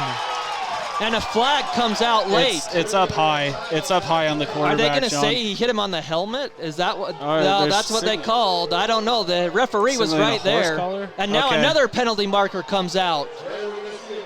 Wow. So the referee called either a horse collar or a hit to the helmet. Yeah, I think it's a horse collar that he's calling. Yeah, I didn't see it, but that's what the official called a personal foul. Well, he just signaled like a face mask, and then he says another. Then he said an unsportsmanlike conduct. So that will be 30 yards. Yeah, that's. So we got this. He signified that it was a face mask and then an unsportsmanlike conduct. Imagine this game if Rigby wasn't making these mistakes that they're making. If Rigby was playing a clean game right now, this would be even more lopsided than it is, but Rigby just keeps shooting themselves in the foot with these first game mistakes like they're making. Well, I don't know what the player must have said back to the official, but the official. I don't know if it was Falavai. I don't know if it was coach. I don't know who. But somebody said something that the official did not like. Yeah, and I'm still confused about the first call because he signified a face mask. There was no way it could have been a face mask. When doing the call, he signaled like a pull, like a face mask motion. But just a big set of penalties there on Rigby Trojans, and they're just breathing a little bit of life back into this flatlining Skyview team. Instead of the ball being inside the 20, it's all the way to the 41 of Rigby, and now a timeout by Rigby as they try to regroup. What an amazing... They only had 10 players on the field. Well, look at how that flipped the field. I mean, those 2 penalties by the head official, that second sack was inside the 20, and now we're at the 41 of Rigby. That's what I'm saying. With 1:33 on the clock. Imagine this game if Rigby's not shooting themselves in the foot. I mean, it's lopsided. It's 29 for Rigby, 6 for Skyview. I think it's even more lopsided if they're not making these mistakes. Yeah, that's crazy. I haven't seen a lot of things like that calling high school football wrecks. Well, stay tuned after the game. Our McDonald's player of the game. Visit your local McDonald's for pickup and drive-through. They bring you the player of the game, and we'll announce that post-game here on The Fan and also on CashValleyDaily.com as both teams line up now. I was watching one of the Rigby coaches, and he was saying horse collar, and he kept making a motion of like a horse collar. So I'm not sure if that's what it was or not. First and 10 Bobcats. Zollinger sets up the screen. It's incomplete. Wild. He had the middle screen set up to slow down the defensive line, Rex, but he dropped it. Which is what you have to do. If you have a defensive line that's just getting to you instantly like that, the ideal play call at that point is a screen pass. But Zollinger let that float just a little bit on him, Wild unable to get up there and bring that thing down and make a play on it. Luckily for Skyview, it just falls incomplete and stops the clock. Your video experience is powered by Adams Wealth Advisors on CashValleyDaily.com. So 2nd and 10 with 1:29. Tight formation for the Bobcats. Zollinger back to pass. Now it breaks down. He throws incomplete as he got the ball off to Watterson, but he was dragging a defender as he threw that ball, Rex. He's lucky to even get it off. Yeah, he has no time to set up and get established. And this defensive line for Rigby, John, they're the real deal. So starting this possession, Rex, they started at their own 35, incomplete, 1 sack, 7-yard loss, and another big sack, but there was the 2 penalties on the Trojans that gave Skyview the ball up to the 41 and then 2 straight incompletions. So 3rd and 10 from the 41 of Rigby with 1:24 before the half. Zollinger's going to roll right. Now he throws incomplete. Should have been caught right on the number to Cole Watterson, and he was right at the sticks for a first down, and he just dropped it, Rex. He tried catching it with his arms or his body instead of his hand, John, and we've seen that out of Skyview a few times this year where the receivers are trying to make these body or arm catches rather than catching with their hands, and it just did not pay off there. I mean, that's a first down. Your quarterback is running for his life in this game. He finally gets some protection, throws a strike. You got to make a play for him. Back to punt for Skyview is Davis Hall. So Skyview tightens up the formation as Davis Hall is back to punt. He's standing at his own 45. He takes a couple steps, gets his foot into it. It's a good punt to the right side. It dies at the 5 and goes out of bounds. What a punt. Davis Hall trying to vie for the play of the game as he gets it inside the 5 down to the 2-yard line. Unfortunately, the game's not close. Yeah, I mean, that's a great punt, though, by Davis Hall with 1:12 left in this first half.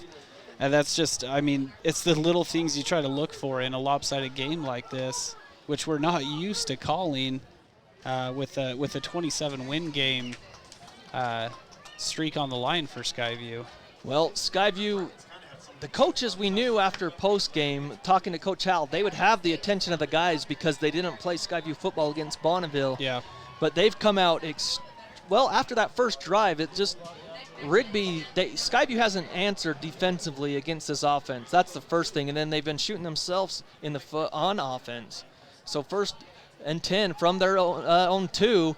They hand it off. He breaks one tackle, and then Reed Wild finished it off. So no gain, I believe, at the 2-yard line. Yeah, huge play by Reed Wild. He came in untouched and just met Falavai right in the backfield to make that play. So we'll bring up a 2nd down and 10. That could be a Castleite rock hard tackle of the game, John. You can check them out at castleite.com. So 2nd down, the Trojans will just let the clock roll. They'll wait for Tiger, I'm sure, will wait for that back judge to start counting it for a delay of game. Clock down to 35 seconds in the half. 29-6, Rigby leads. Tiger in shotgun, he's going to take the snap. He's going to hand it off and breaks one tackle, and then Falavai is tackled by 22, Carson Dunkley, after about a gain of 3 or 4. That should be enough to take it into halftime, John. We'll see if they want to run another play or not. We'll give them 5 yards, but the clock continues to roll under 10 seconds. That's where that punt becomes crucial, though, because it essentially took any drive out of Rigby, right? It made him go, okay, we're pinned all the way up in our own side of the field. Let's not do anything crazy. Let's take a 23-point lead against the defending 4A state champs into halftime.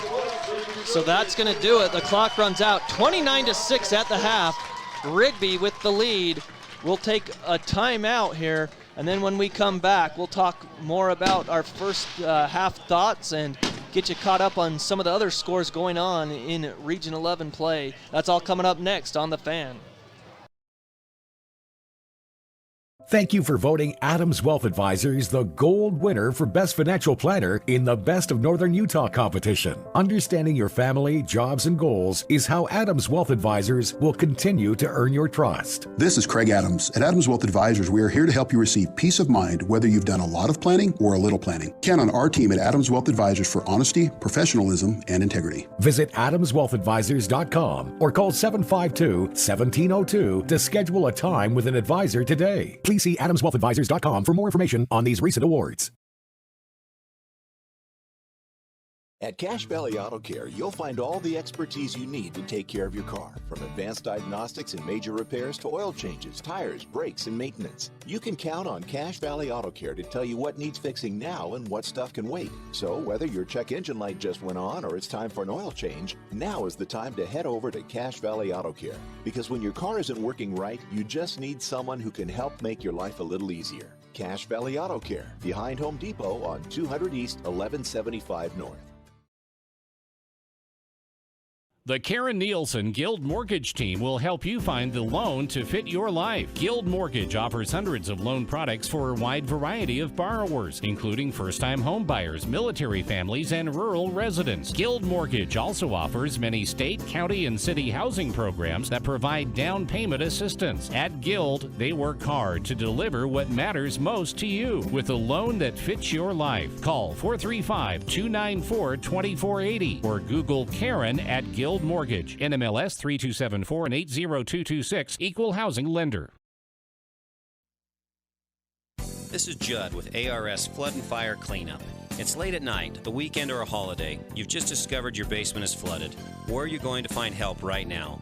At ARS, we can take your call 24 hours a day, and when these disasters happen, we can have a flood team to your home within 30 minutes. We are also the insurance claim experts. When disaster overwhelms you, let ARS restore your peace of mind. Call 753-9600 or go to our website at arscleanup.com.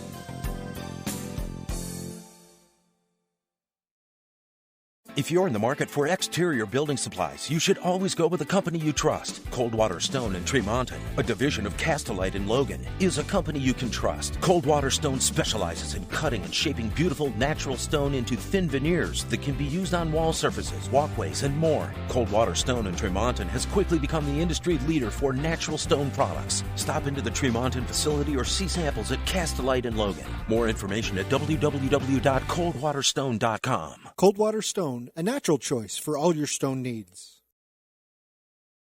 Sack lunch, picnic lunch, business lunch. There's nothing better or more satisfying than the lunch special at Old Grist Mill. It's lunch the way Mother Nature intended. All natural bread, the perfect amount of meat, veggies to your liking. And then it only gets better with your choice of a fresh-baked cookie, chips, and drink. You know what we're talking about, that famous Old Grist Mill lunch special. Get your made-to-order special at the South Logan, and now Smithville locations. Old Grist Mill, here for you. Managed IT with Les Olson Company gets you more than just back to business. You'll get back to expert network support and cutting-edge security. You'll get back to time-saving document management. You'll get back to peace of mind with disaster recovery and robust data continuity. Do more than just getting back to business. Get back to greatness with Les Olson Company. Get your free consultation at lesolson.com. Les Olson Company. Welcome back to Rigby High School. We're here at halftime. John Newbold and Rex Davis here with you. 29-6. Rigby is all over Skyview. And Rex, as you've mentioned a couple times, that score's deceiving. It really isn't even that close. No, it's the reason why it's 29-6 is because Rigby's playing their first game this season. They're making first game of the season mistakes. And they're making a few boneheaded plays too. Let's just say that they've got some personal fouls. They've got, they've got some issues going on. And Skyview, I mean, you can kind of say the same for them too, right? Kimball Jackson gets a targeting penalty on a blocked 2-point conversion attempt, and that changes the score a little bit. But really, I mean, Rigby's picked to win their region, but there's no way this team doesn't take the 5A state championship in Idaho, in my opinion. I mean, we've seen a lot of good teams covering Skyview over the years, but man, this Rigby Idaho team, they are the cream of the crop. Well, we knew that coming into the game they would be. They're returning their conference player of the year, which is the quarterback, Tiger Rodolfo, and he's had a great first half. And then you have Freeman at wide receiver, and he's one of the best receivers we've seen in a while. And then defensively, Togiai, 6'6", 300, the nose guard, and that's just one of the guys. And when you were down on the field, Rex, you were mentioning how some of these, there wasn't just those guys, but there's some other guys that just looked monsters. There's dudes everywhere on this team for Rigby that are just they look like college football players, John. It reminds me of back when Coach Howell was at Ridgeline and they played against Desert Hills, and I remember Nephi Sewell being down there, and I remember thinking man, these Sewell boys, am I watching college football right now? That's kind of how I feel when I'm watching Rigby. You're seeing a quarterback that's standing 6'3" down there, the defensive lineman 6'6", 6'5". I mean, these are big, strong kids, and they're absolutely the class of Idaho when it comes to high school football, without a doubt. Well, before we get into the stuff that we wanted to talk about and give you the drives update, want to bring you some score updates. Jessup Insurance and Retirement Services. Medicare is different for everyone. Jessup Insurance guides you through all the appropriate steps and is there for future questions and concerns. Call Jessup Insurance at 435-213-3200. Jessup Insurance and Retirement Services brings you these score updates. So Ridgeline, they played Snow Canyon in Millville. They go to 3-0. Rex, they started at 5 so that Snow Canyon could get back to Southern Utah earlier. Ridgeline won 42-7. The last score we had, let's see, Stansbury leading in the third quarter over Logan, 19-16. Did we get another one? No, we got another Logan. one. So Logan's put on 14 points since then. Logan leads 30-19 over Stansbury. Last score I had, Mountain Crest was up on Box Elder in Hiram, 13-7, looking for their first win under Coach Kearns, the new head coach up there. And also, Skyline of Idaho is in the Rocky Mountain Rumble facing Green Canyon. Green Canyon off to that hot start of 2-0. They trail right now, Skyline Idaho 15, Green Canyon nothing at the half there. And those scores brought to you by Jessup Insurance and Retirement Services. Where are you getting your score updates from, John? Are we on two different text threads right now? We must have a couple text threads going here. That's the Skyline score. Oh, now so Green Canyon scored. So 15. Yeah. I didn't have the updated one. Okay. Skyline leads 15-7 in the third quarter with 9:40 left. Thanks, right. Rex. And then Mountain Crest was ahead 13-7 at half. Yeah, and that one too kind of stands out to me, John, because it could just be the being my alma mater, but seeing Mountain Crest actually winning a game's kind of. I mean, even as a Skyview fan, you want to see Mountain Crest win some games. So. Yeah. That one's really encouraging to see Mountain Crest actually leading in that game. Well, it's all about RPI rankings, especially when in the 4A where you have 13 teams. You want to keep in the northern part of the valley as long as possible. You don't want to have to travel to the south So the thing is Region 11 Rex has gone 4-2. Both the first 2 weeks of the season, they both went 4-2. Mountain Crest, that would be a win over a 5A school in Box Elder.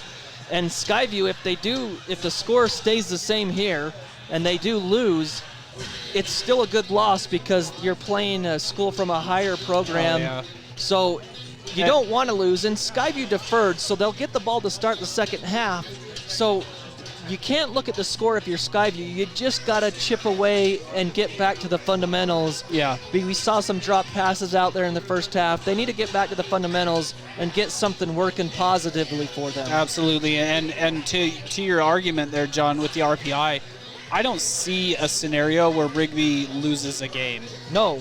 This season. I just flat out don't see it. If this is your first game and you're got a 23-point lead on a back-to-back 4A state champ, I mean, I don't see Rigby getting beat this year. So I don't think, let's say, I mean, there's a lot of football left. You don't want to go anywhere. You want to stay tuned. But if Skyview does end up losing this game, this is not a bad loss, if there's such a thing as not a bad loss, right? Yeah. So, I mean, I think Skyview is going to be okay. They just got to find some positives in this game. They got to find some things to build off of. And I promise you, anybody that ends up playing against anybody Skyview plays after this is going to seem slow. Like, they're going to seem small and slow because Rigby's huge and fast. Just like Bonneville and just like Harriman, right? Big and fast. Right. And they face 6A Mountain Ridge, and Mountain Ridge was next week Skyview does at home, and that was the team that actually the school that was new that split from Harriman. Right. So we'll see how that goes. They'll be back home as Skyview has the next 3 games at home. Mountain Ridge, then you're into region play against Bear River, and then September 17th, the big game against Ridgeline. Yeah, absolutely, and that's the one that everybody needs to circle on their calendars is 17th against Ridgeline. That is going to be a huge matchup. And we were saying it a little earlier in the broadcast, John. We kind of feel like Ridgeline, and so do the coaches, feel like Ridgeline's going to be kind of the cream of the crop in Region 11 this year. So that would be a fun matchup to see Skyview and Ridgeline again. So the way that the Region 11 preseason poll was, Ridgeline 1, Skyview 2, Green Canyon 3, Logan 4, Mountain Crest 5, and Bear River 6. And speaking of Bear River, the reason you haven't heard a Bear River score update is because they actually play tomorrow in the Rocky Mountain Rumble, and they're actually the nightcap. As I'm trying to see, who do they play again? I was just trying to scramble and find that same information, Bear John. River, they play Madison. Okay. So they get to go to that $8.8 million facility, and we'll see how Madison is. But again, Logan leading Stansbury. That one's huge, too. Yeah, that's up at USU. That's a good game there, as Stansbury just got boat raced in Millville last week against Ridgeline. So we're still at halftime. It's 29-6. Both kickers are out warming up on the field. That's the only players out on the field right now. We're at halftime here in Idaho. Again, Rigby leads 29-6. We're going to step aside again. Thanks for joining us here on 1390 AM, 106.9 FM, The Fan, and also streaming live on CashValleyDaily.com. Jessup Insurance and Retirement Services. Let us guide you. Jessup Insurance has a local office with professionals that understand all the Medicare plans available to Utah and Idaho citizens. They simply make Medicare understandable at no additional cost. Call Jessup Insurance 435-213-3200 or Google Jessup Insurance. Jessup Insurance and Retirement Services. Let us guide you. Your Cache and Box Elder County McDonald's are proud to support local high school athletics and wish all the local teams the best of luck this season. Your local McDonald's is hiring. Work for McDonald's and let McDonald's work for you. Enjoy flexible hours, tuition reimbursement for continuing education, plus meals and other perks. Management positions are available. Apply at careers.mcdonalds.com today. That's careers.mcdonalds.com. Or apply in person. McDonald's and its franchisees are equal opportunity employers committed to a diverse and inclusive workforce. Whether you work on your own car or somebody else does, be sure to always use reliable Napa Auto Parts. Find these specials at your 5 locally owned Cache Valley Napa Auto Parts locations. $20 mail-in rebate on any Napa battery. Chevron Dello diesel motor oil, $12 a gallon. Napa 15W40, $10.39 a gallon. Napa diesel exhaust fluid on sale, $8.99 for the 2.5 gallon size. From Preston to Providence, get your Napa know-how. Napa know-how. Napa know-how. When it's important to make an impression, call on the Logo Shop. They specialize in designing and customizing your logo onto t-shirts, golf shirts, jackets, and hats. Your logo will look great on name brand apparel from Nike, Travis Mathew, OGIO, North Face, Under Armour, and Carhartt. The Logo Shop can put your logo on literally thousands of items: pens, water bottles, mugs, travel accessories, outdoor gear like Yeti coolers. Call on the Logo Shop and check out the possibilities. The Logo Shop. The logo stuff. The Logo Shop.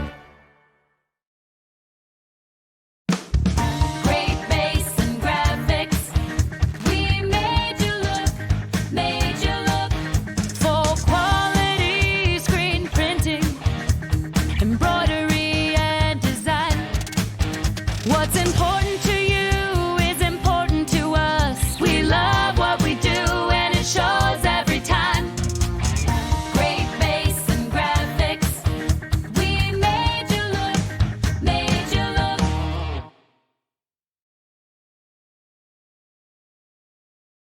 Thank you for voting Adams Wealth Advisors the gold winner for Best Financial Planner in the Best of Northern Utah competition. Understanding your family, jobs, and goals is how Adams Wealth Advisors will continue to earn your trust. This is Craig Adams. At Adams Wealth Advisors, we are here to help you receive peace of mind whether you've done a lot of planning or a little planning. Count on our team at Adams Wealth Advisors for honesty, professionalism, and integrity. Visit adamswealthadvisors.com or call 752-1702 to schedule a time with an advisor today. Please see adamswealthadvisors.com for more information on these recent awards. Welcome back to Rigby High School. Skyview trails 29-6. Rigby in their home opener and season opener are taking it to the Bobcats. As Skyview deferred, they won the coin toss and deferred, so they'll get the ball to receive the second half. Rex, what can Skyview do to get rid of this? Bad taste in their first half mouth. They just pretty much have to flush the first half and just try to get some positives going in the second half. Was that a question? I don't know. I was trying to. In the second half? I was going to pose a question, but then I looked at our monitor and the camera just wasn't zooming sure in and out. Yeah, I didn't know what was going on. I just taught the camera operator how to zoom in and out, and I am sorry to anybody watching because she's gonna be figuring it out out there. Hey, she's doing a great job. She really we appreciate is. her. She's trying to learn that in and out right now. So if you got that zoom in and out, that's what's going on. To answer your question though, John. To me, something explosive has to happen, and not necessarily from the offense. It's got to be take this opening kick to the house. It's got to be interception, pick six, right? A fumble recovery, scoop and score. It's got to be something like that because this Rigby Trojan offense is just next level stuff. This is. Coach Howell said it. We've said it a couple times. This is the best team that Coach Howell has faced in his 3 years here at Skyview. So, and he was not wrong. No, Armando Gonzalez is in his 5th season at Rigby. He's gone 32-10 as a coach. And like you mentioned, they won the state championship in 2019, and that was against Coeur d'Alene, I believe, in like double or triple overtime. And then last year they lost by 3. They finished 10-1. They lost to Rocky Mountain by 3, and they had a lot of turnovers in that game, and that's why that article said that this was a revenge season for them, because they felt like they should have won. They just turned the ball over and made too many miscues. Yeah, and if this game's any indication of how the season's going to go for Rigby, yeah, you can go ahead and call it the revenge season because they're going to be taking it to people all season long. So starting the second half, the wind's still breezy coming from the south to the north, and so it's right to left on your radio dial. Rigby kicking off to the Skyview Bobcats. 2 deep men for the Bobcats back there. I believe Watterson and then number 11 Brighton Williams. So it goes to Watterson, but it's going to go into the end zone. So a great kick with the wind, and Skyview will take over at their own 20 to start the second half. That's the first touchback of the whole game. Yeah, and that wind is definitely playing a role in this kicking game. Don't mistake that at all, because we know Automatic Erickson can punch it out the back of the end zone. He just hasn't been able to get it while kicking into that wind. Well, and when you've only scored one touchdown, he hasn't had as many opportunities to kick the ball. Right. The opening kickoff and then one other one after that. So Skyview starts from their own 20. Start of the second half, they trail 29-6. Man in motion. They had 2 receivers to each side. Brings them in tight. Now the handoff. No, the ball's on the ground. They tried the read option, and Zollinger and Wild, now they look at each other. Wild's like, hey, you put it in. How come you didn't hand it off? And the ball is on the turf, but Zollinger jumped on it for a loss. Yeah, could have been worse. Dangerous play, and that's what we need the Skyview defense to do, not what we need the Rigby defense to do, is come up with a fumble recovery. So now it's 2nd down and 14 for the Bobcats back at their own 16. Zollinger on shotgun, back to pass. He's got a man out there, Sundstrom. He throws it incomplete, out of bounds.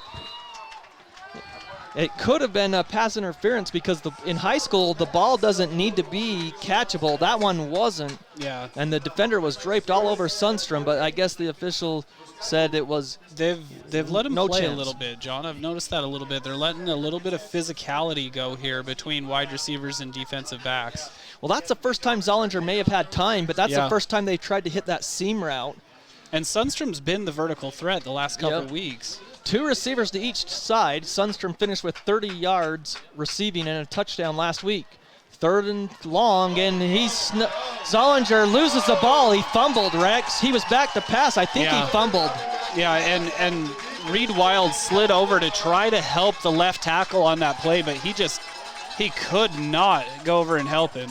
I thought I saw the ball come loose. Skyview did they jump on it? It might have taken a one hop. I think Rigby had it. I was watching through the binoculars, and I think Skyview fumbled, and it's Rigby ball, but nope, it didn't. Skyview recovered it, so a big loss regardless on the sack. And this is danger because Sundstrom has his heels all the way back, just a few inches off that back line there. 4th and long, and the receiver, he's going to be punting into the wind. The receiver for Rigby is standing on the 45-yard line.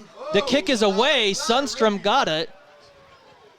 And it's to the 40, to the 43-yard line. So Sundstrom got it away. A good punt for Sundstrom considering where he was. Absolutely, and he didn't allow the returner to get his hands on the ball. Good play there by Jackson Sundstrom. And it's kind of tough, John, but our Napa Auto Parts best part of the game might be Skyview's punting in this game. From Preston to Providence. It kind of was last year, too. Exactly. From Preston to Providence, there are 5 locally owned Napa Auto Parts locations in Cache Valley. Make sure you check out Napa Auto Parts.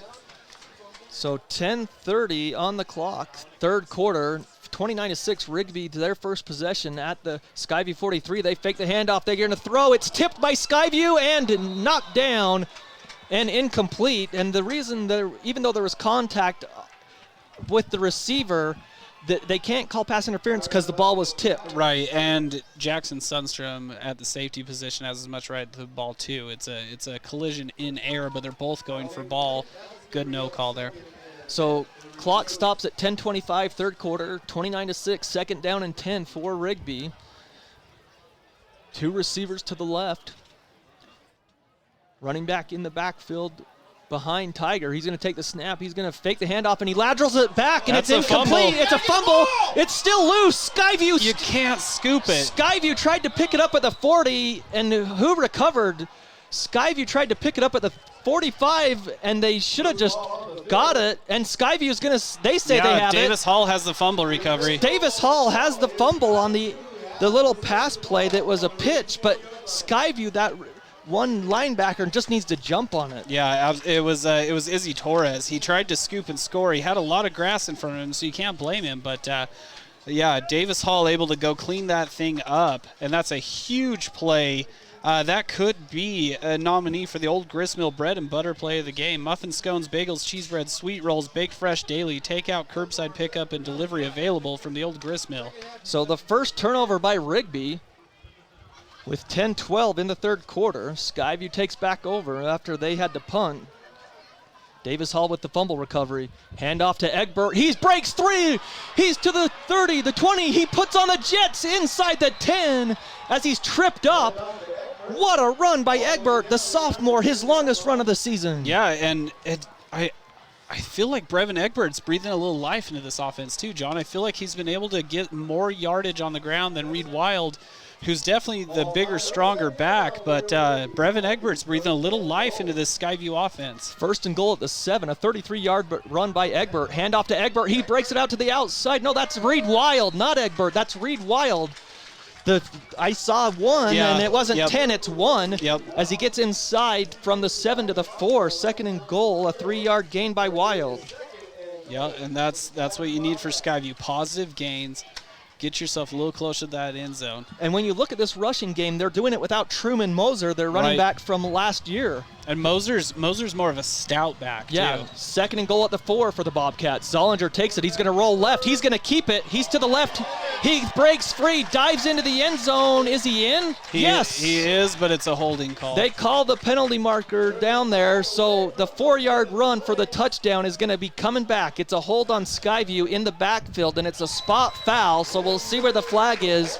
The flag is sitting around the 7-yard line, which is 3 yards behind the line of scrimmage. So that should take it back to the 17-yard line, I believe. We'll see where they spot it. But a big holding penalty negates the touchdown. Yeah, crucial penalty there on Skyview. We were talking about how Rigby was making a lot of mental mistakes with penalties in that first half. But, man, Skyview comes out and does the same thing on their offensive side of the ball. So they actually marked it back from the 6-yard line was the penalty. So second and goal at the 16 for the Bobcats. Zollinger under center. Takes the snap, play action pass. He's rolling out to the right. Now he's trying to throw back to the left. He's going to run with it. He's got a lot of room out there. Now he cuts it upfield on that left side. He's knocked down. They were coming for a comeback. He rolled to the right on play action, and then he looked back left, but the man wasn't open. Yeah, there was nothing over there for Zollinger, and that kid just took off running for his life there. And big play there by Garrett Zollinger with 8:46 in the third here. They got to score a touchdown, John. Third down and goal at the 7, and we want to give props to the scoreboard operator here at Rigby. They're right on point. They do a great job. The best so far this season we've seen. Third and goal at the 7. 8:25 on the clock. Zollinger takes the snap, rolls right. He throws. It's complete, but he fights for it. Watterson, I believe, or is that Wild? Yeah, it's Watterson. Watterson put his hand down as he got hit to keep his balance, and he gained a few yards down to the 3. Watterson may be the shortest player on the Skyview roster. I don't care how old the kids are, but, man, that kid just looks for contact. I love it. I love how physical Cole Watterson plays. So fourth and goal for the Bobcats. And look at this. I love bringing Brooks Rigby in. Tall wide receiver, John. I love this call. 8:17 on the clock. Third quarter, 29-6. It's fourth down for the Bobcats. This is a big down. Fourth and goal from the 4 of Rigby. Zollinger takes the snap. And he's sacked. Zollinger looked to the left, Rex, but then the pocket collapsed right up the middle, and he was snowed under on fourth and goal. Yeah, that's Damian Walker, the defensive lineman. I mean, my goodness, if you're Skyview, you got to be so upset over that, because that was nothing fancy, John. That was just a hat on a hat, blow through the offensive line, and sack the quarterback to get the ball back. So Skyview comes up short. They took 2 minutes off the clock, got first and goal, but that's on fourth down like that. You've got to have a play call where you can release it quickly. You can't hold on to the ball down there. So first and 10 for Rigby as they turn over the Bobcats. They start at their own 14. They did what we said we needed them to do, John. They created a turnover, but, man, defense for Rigby does the same. So in shotgun, Tiger hands it off to the right side. He's up the middle, breaks a tackle. He's still on his feet and then finally gets tripped up across the 25. So we'll see where they mark it, but about a 12-yard rush. Big run by Zeke Falavai. That kid is just so strong and shifty. Skyview's seen some big backs. This Falavai is more shifty, though. Yeah. This season. It's weird, though, because it's size and speed, right? Takes this first down. He hands it off up the middle. He breaks a couple of tackles, and then he's snowed under by those white jerseys. I think of Falavai is just the complete package, John. I think he's shifty. I think he's fast. I think he's strong. I mean, this running back for Rigby has it all. 8-yard rush. Second down and 2 for Rigby. They lead 29-6, 7:35 on the third quarter clock. Clock running. Skyview is on defense, and now a timeout comes before the snap by Coach Hal. I think that's the right call. Yeah, wants to talk it over. If that was a pass play, we were in trouble. I'll say that. Okay, so with 7:30 in the third quarter, Skyview trailing 29-6. We'll take a 30-second break and be back right here on the Fan.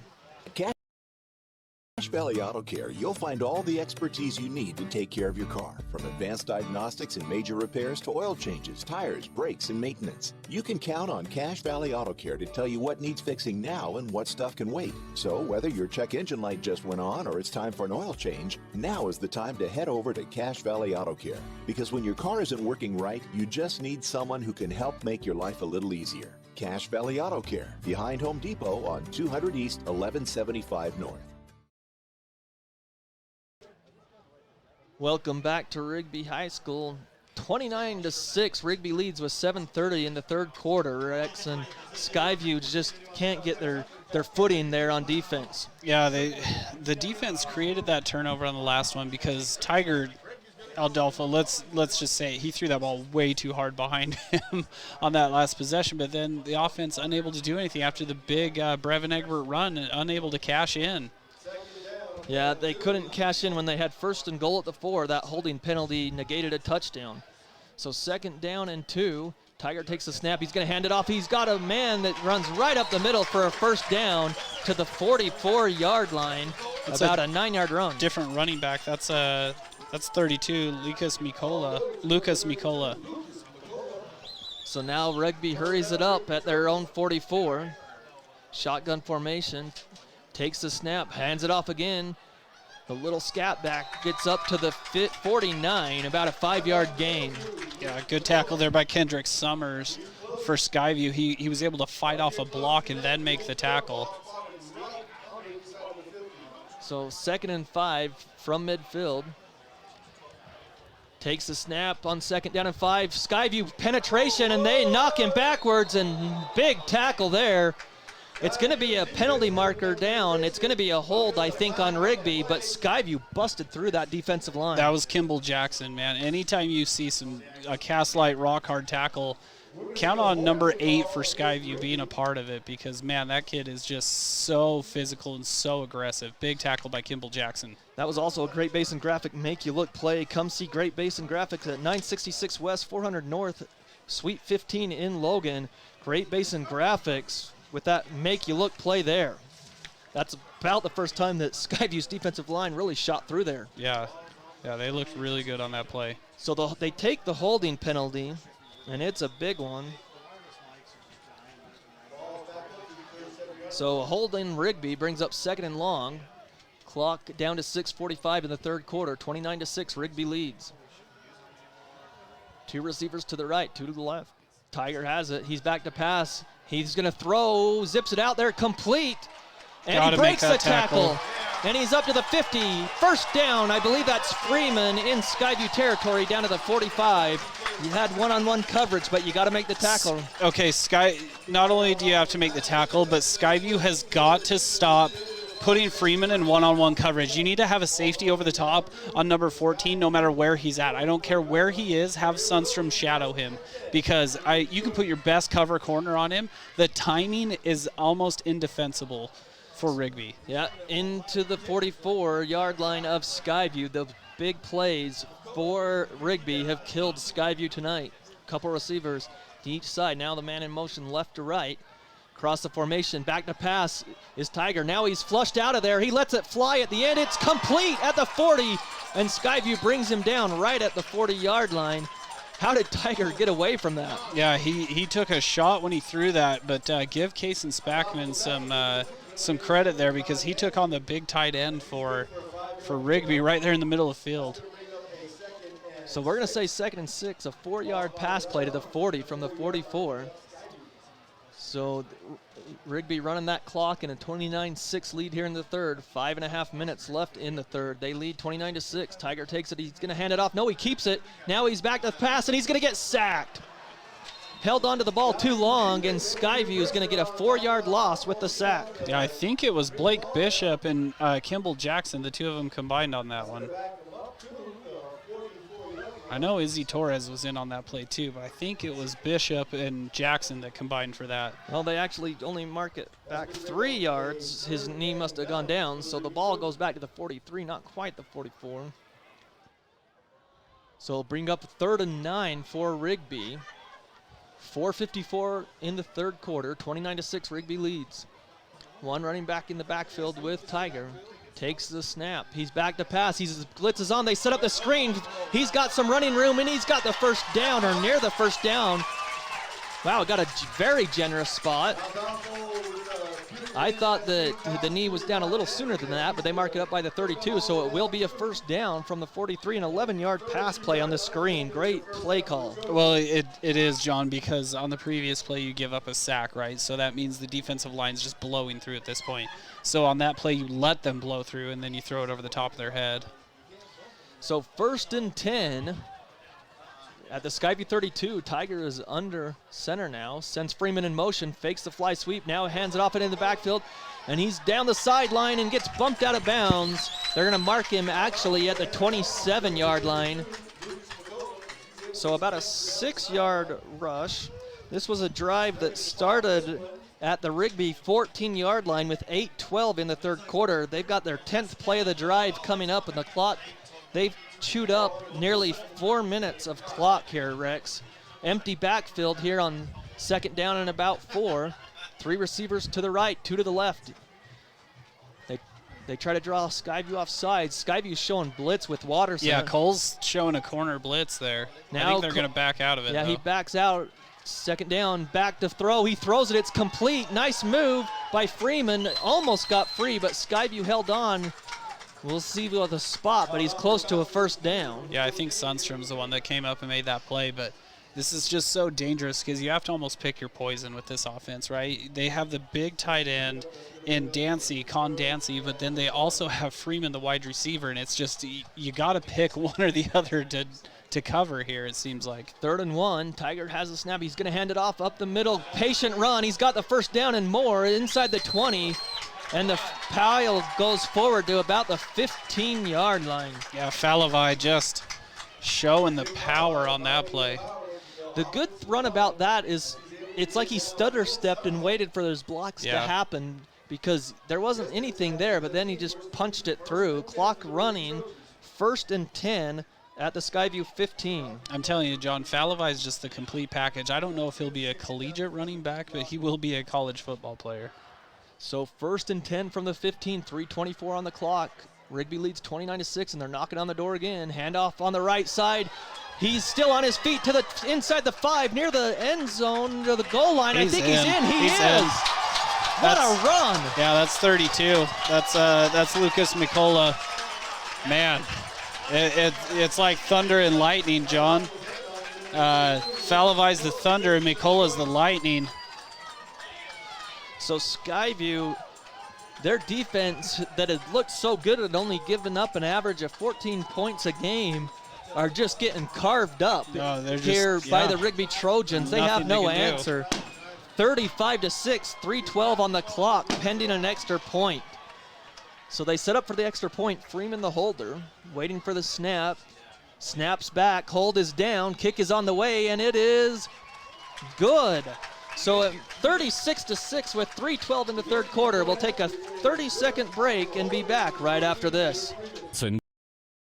Guild Mortgage Team will help you find the loan to fit your life. Guild Mortgage offers hundreds of loan products for a wide variety of borrowers, including first-time home buyers, military families, and rural residents. Guild Mortgage also offers many state, county, and city housing programs that provide down payment assistance. At Guild, they work hard to deliver what matters most to you with a loan that fits your life. Call 435-294-2480 or Google Karen at Guild Mortgage. NMLS NMLS 3274 and 80226, Equal Housing Lender.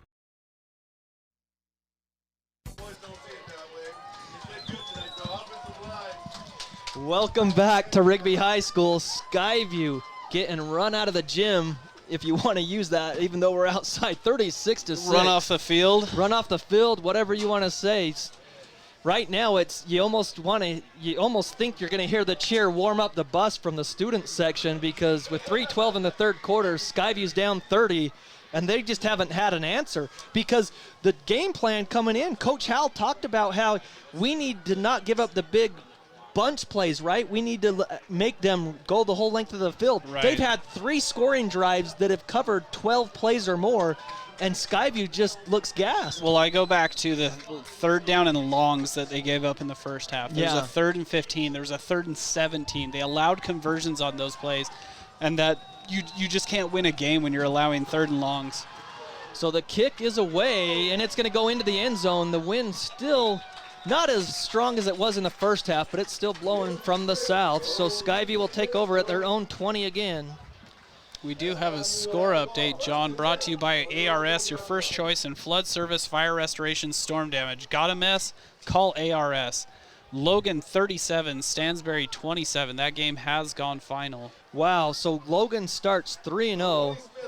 That's an impressive win for Logan, because Stansbury, they got blitzed by Ridgeline. Right. And Logan, we wondered how strong they were. Stansbury kind of tagged them in the first half. Logan took that, made the adjustments, and they pull away in the second half. And Logan hung 50 points on the scoreboard last game, too. Yep. So we didn't expect, we Against didn't know if that Juan was Diego. real or not. So empty formation for Zollinger on 1st and 10. 3 receivers to the left. He's going to throw. He's got a man out there. Complete.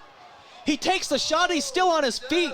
Across the 40, who is that? Jackson Sundstrom. Sundstrom. He had 30 yards receiving last week in a touchdown, and he's got his first reception of the night across the 40 to the 42. A 22-yard gain. Yeah, big play there. That's the first time we've seen Zollinger actually have a little bit of time and be able to throw a strike. So 1st and 10 out at the 42-yard line now. Running back in the backfield for Zollinger. He rolls right. He pump fakes. Still looking, and he's sacked. Held onto the ball too long there as a linebacker shot through the gap late, and Zollinger was still looking downfield. Yeah, he was, and Hunter Neild came on the blitz there. It was a little bit of a delayed blitz, though, John. He just kind of hung back for a minute and then just went and got Zollinger on the play. 3-yard loss on the sack back to the 39. And that's more of a coverage sack, because Zollinger just didn't find anyone open. So 2nd and 13 for the Bobcats, back at the 39, clock running at 2:20. After the 22-yard gain, they have a sack, and now it's 2nd and 13. Zollinger back in shotgun. He's still looking. Now the blitz is on. He's sacked again. He's sacked back at the 35, a loss of 4. So back-to-back sacks for the Trojans. There's no answer for this, John. There's nothing you can do offensively if you're Skyview, because you've tried the screen. It didn't work. You've tried having a running back in to help protect. Didn't work. You've tried quick hitters. They're not working. There's just no answer here for Skyview. Nothing is working offensively for the Bobcats. Yeah, the running backs or the wide receivers just aren't creating separation. So 3rd down and long for Zollinger. He takes a snap. He rolls out to the left. Now he throws. He's hit as he throws. It's a wounded duck. Sundstrom catches it. No, he drops it. Man, Sundstrom's got to go make that play for his quarterback, because Zollinger hung in there, took an absolute shot, got folded in half, and then Sundstrom let that ball hit him in the hands. He's got to bring that thing down. Jackson Sundstrom's an impact player. He's a high-energy player. He's got to make that play. Sundstrom fought off the defender, came back for the football, did everything right, just couldn't corral that football. It was a wounded duck. It probably hit his hands and just wasn't – you got to make it, but he couldn't come up with that one. So, unfortunately, after the 22-yard pass play to Sundstrom, Skyview gives up 2 sacks and then an incomplete pass, and it's 4th and long. Back to punt is Hall. He gets a good boot into it.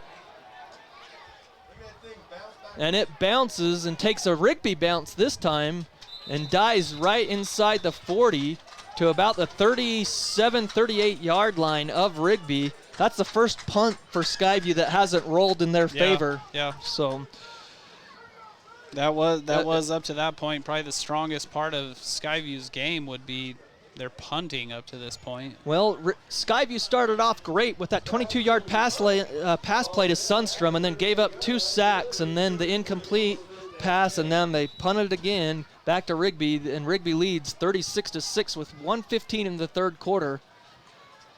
Rigby takes over at their own 38 with 1:15 on the third quarter clock. So back to pass, or in shotgun, I shouldn't say to pass. 3 receivers right for Tiger. Takes a snap. He's going to fake the handoff. Now he throws to the tight end, and he's got some room to the 50, to the 40. He's down the sideline. It's a foot race, and Skyview knocks him out of bounds at the 34-yard line. So a big pass play there, and really it was just a little, like a 2-second job by the tight end to block, and then he just released, and it was just a little pass, and then he took the rest down the sideline into Skyview territory to the 34. Con Dancy may be the first player I've seen at the high school level play the tight end position who actually looks and plays like a tight end. I mean, everything about this kid just says tight end, and he's doing a good job. So 1st and 10 again. Tiger fake handoff. He's going to throw. He's got a man out there, and it is complete. Touchdown. They're going to look. They do. A touchdown. Is that Freeman? I'm pretty sure it's Freeman. I'm trying to. No, it's 16. A 34-yard touchdown. That's Sam Coons. Sam Coons got away with a little bit of a push on the defender, Davis Hall, and Davis went to knock it down, but he got pushed in the back. But give the credit, as he kept his feet in bounds, Coons did, and then he got into the end zone for the touchdown. Yeah, just, I mean, that's just a good ball, good catch. So 42-6 now on the 34-yard touchdown from Aldolfo to Coons. So the extra point pending. The Skyview faithful who made the trip, they have not seen Skyview get trounced like this for a long, long time. Extra point is up, and it is good. So with 1 minute to go in the third quarter, it is 43-6 for the Rigby Trojans. We'll take a 30-second break and be back right after this. Flood and fire cleanup. It's late at night, the weekend or a holiday. You've just discovered your basement is flooded. Where are you going to find help right now? At ARS, we can take your call 24 hours a day, and when these disasters happen, we can have a flood team to your home within 30 minutes. We are also the insurance claim experts. When disaster overwhelms you, let ARS restore your peace of mind. Call 753-9600 or go to our website at arscleanup.com. Welcome back to Rigby High School. The Skyview Bobcats are getting destroyed by Rigby, one of the top teams, if not the top team, in their classification. Max in Preps Idaho. has them ranked as the best team in the entire state. Well, they are showing why, as they are blitzing the Bobcats, who are ranked 10th in the top 25 of the Des News in all classifications. They trail 43-6. That's a pretty good ranking. I think that's pretty accurate. 10th coming into this game. I think that's a good ranking by the D News. But yeah, I mean, Rigby's just on a whole nother level tonight, John. Well, we knew coming into this game that it would be tough for the Bobcats. I don't know if we expected this, though. Nope, not at all. Especially like what we keep harping on is Coach Howell talked about this, Rex. He said that he wanted them to have those long drives. So they kick it, and it's going to be booted into the end zone about 9 yards deep. So Skyview will take over again at their own 20. We'll see if Zollinger comes out.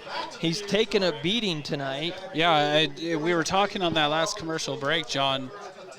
You know, I mean, we're not in the fourth quarter yet, but no. Maybe you give Thatcher and Favero a run. It's nothing against Zollinger. No. It's just this is a non-region game, and why not see what you got with these underclassmen, right? I would at least look at it, but they're going to bring Zollinger out there. So two receivers to the outside for the Bobcats. Zollinger's going to hand it off to Wild. He's got some room, and then it's shut down really quickly. It looked like there was a crease there that Wild was just going to run right up the middle for a big gain, and then it just didn't happen. It was closed up really quick there, Rex. Yeah, and a little bit of extracurriculars there by the O-line and D-line, getting a little chippy down there. Well, it looked like Reed just kind of tried to get up from the pile, and maybe they didn't let go, and so then the offensive lineman come and push and I think shove. Blake Bishop took a little exception to that and trying to protect his running back. So a 1-yard rush. You want to see the fight from the Bobcats, but you don't want to do anything stupid. 2nd and 9 from their own 21. Clock down to 20 seconds in the third. Skyview trails big, 43-6. Zollinger in shotgun. He's going to take the snap, hands it off, and he's wrapped up and taken down. I think no gain there. Yeah, I don't know what Skyview can do to try to slow this down, because they're putting a hat on a hat. They're lining their O-line against the D-line, and the defense is just out-manning them right now. So at the end of the third quarter, that will be the last play. It's 43 for Rigby, 6 for Skyview. We'll take a minute break and be back right after this. If you're in the market for exterior building supplies, you should always go with a company you trust. Coldwater Stone in Tremonton, a division of Castellite in Logan, is a company you can trust. Coldwater Stone specializes in cutting and shaping beautiful natural stone into thin veneers that can be used on wall surfaces, walkways, and more. Coldwater Stone in Tremonton has quickly become the industry leader for natural stone products. Stop into the Tremonton facility or see samples at Castellite in Logan. More information at www.coldwaterstone.com. Coldwater Stone, a natural choice for all your stone needs.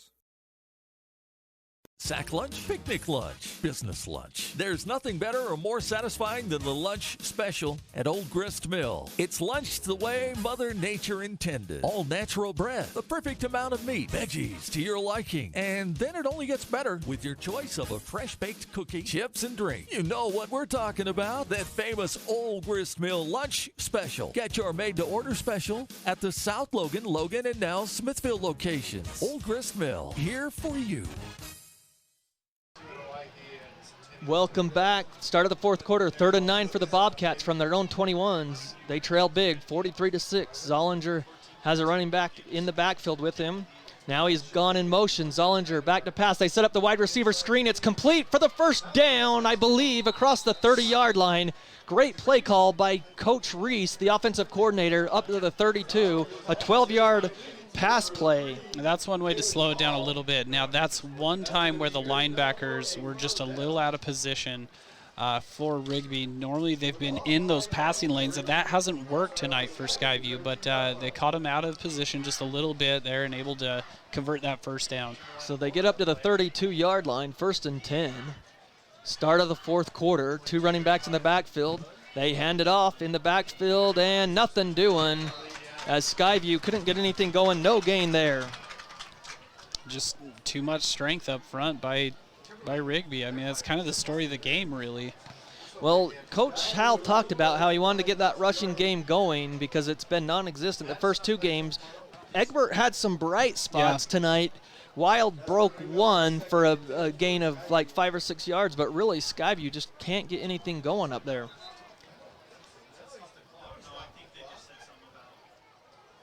A little bit of confusion down there on the field between the referees. Yeah, so now they start the clock. They stopped it for a second. So we're a minute into the fourth quarter. 43-6, Rigby leads. Zollinger on 2nd and 10 from the shotgun. Takes the snap. He's going to double move. He's got a man, Davis Hall, out there. Incomplete. See, Zollinger, because he's been hit so much, he's got the happy feet, and he let that one go. Davis Hall was open by a couple yards, but he didn't give his receiver a chance. Well, and I think Zollinger might have even been shocked that he had time to throw, right? Like, he hasn't had a chance to step up and throw a good ball tonight. I mean, it just hasn't been there. So it's crazy how a game can affect a quarterback like that, to where you get this memory of like, okay, I don't have time to step into this throw, when actually he did on that play. Yeah, and sometimes you don't even need to hit the quarterback. Zollinger has been tonight, but sometimes you don't even need to break that timing up. 3rd and long for the Bobcats. Zollinger passes quickly. It's caught, but taken down for a short game. We'll give him 1 yard, so it'll bring up 4th down. Yeah, and I mean, you just got to have Sundstrom go out there and punch this thing, right? Like, I understand it's in the fourth quarter, but they're keeping Zollander out there, but I just don't. I don't know what you do, man. It's 43-6 for Rigby, the home team, starting off their season, and now they trot out the punt team for Skyview. I think if it's even like a 4th and 4, maybe you think about it, but 4th and 9, it's from your own 33 even. You don't even.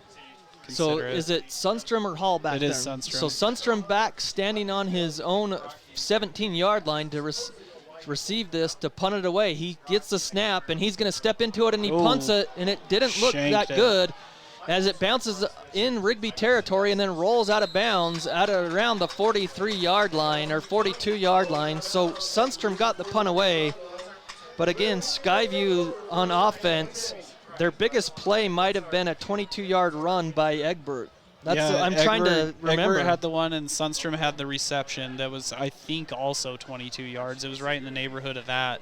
And, I mean, outside of that, the only thing that's given them any life is just Rigby giving them penalties. There was a 30-yard penalty on one play that Rigby had, but, I mean, Skyview's just outmatched tonight.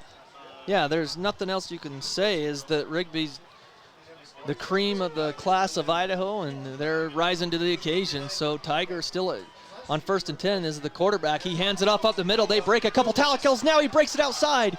He's to the 50. He's in Skyview territory. He has a first down.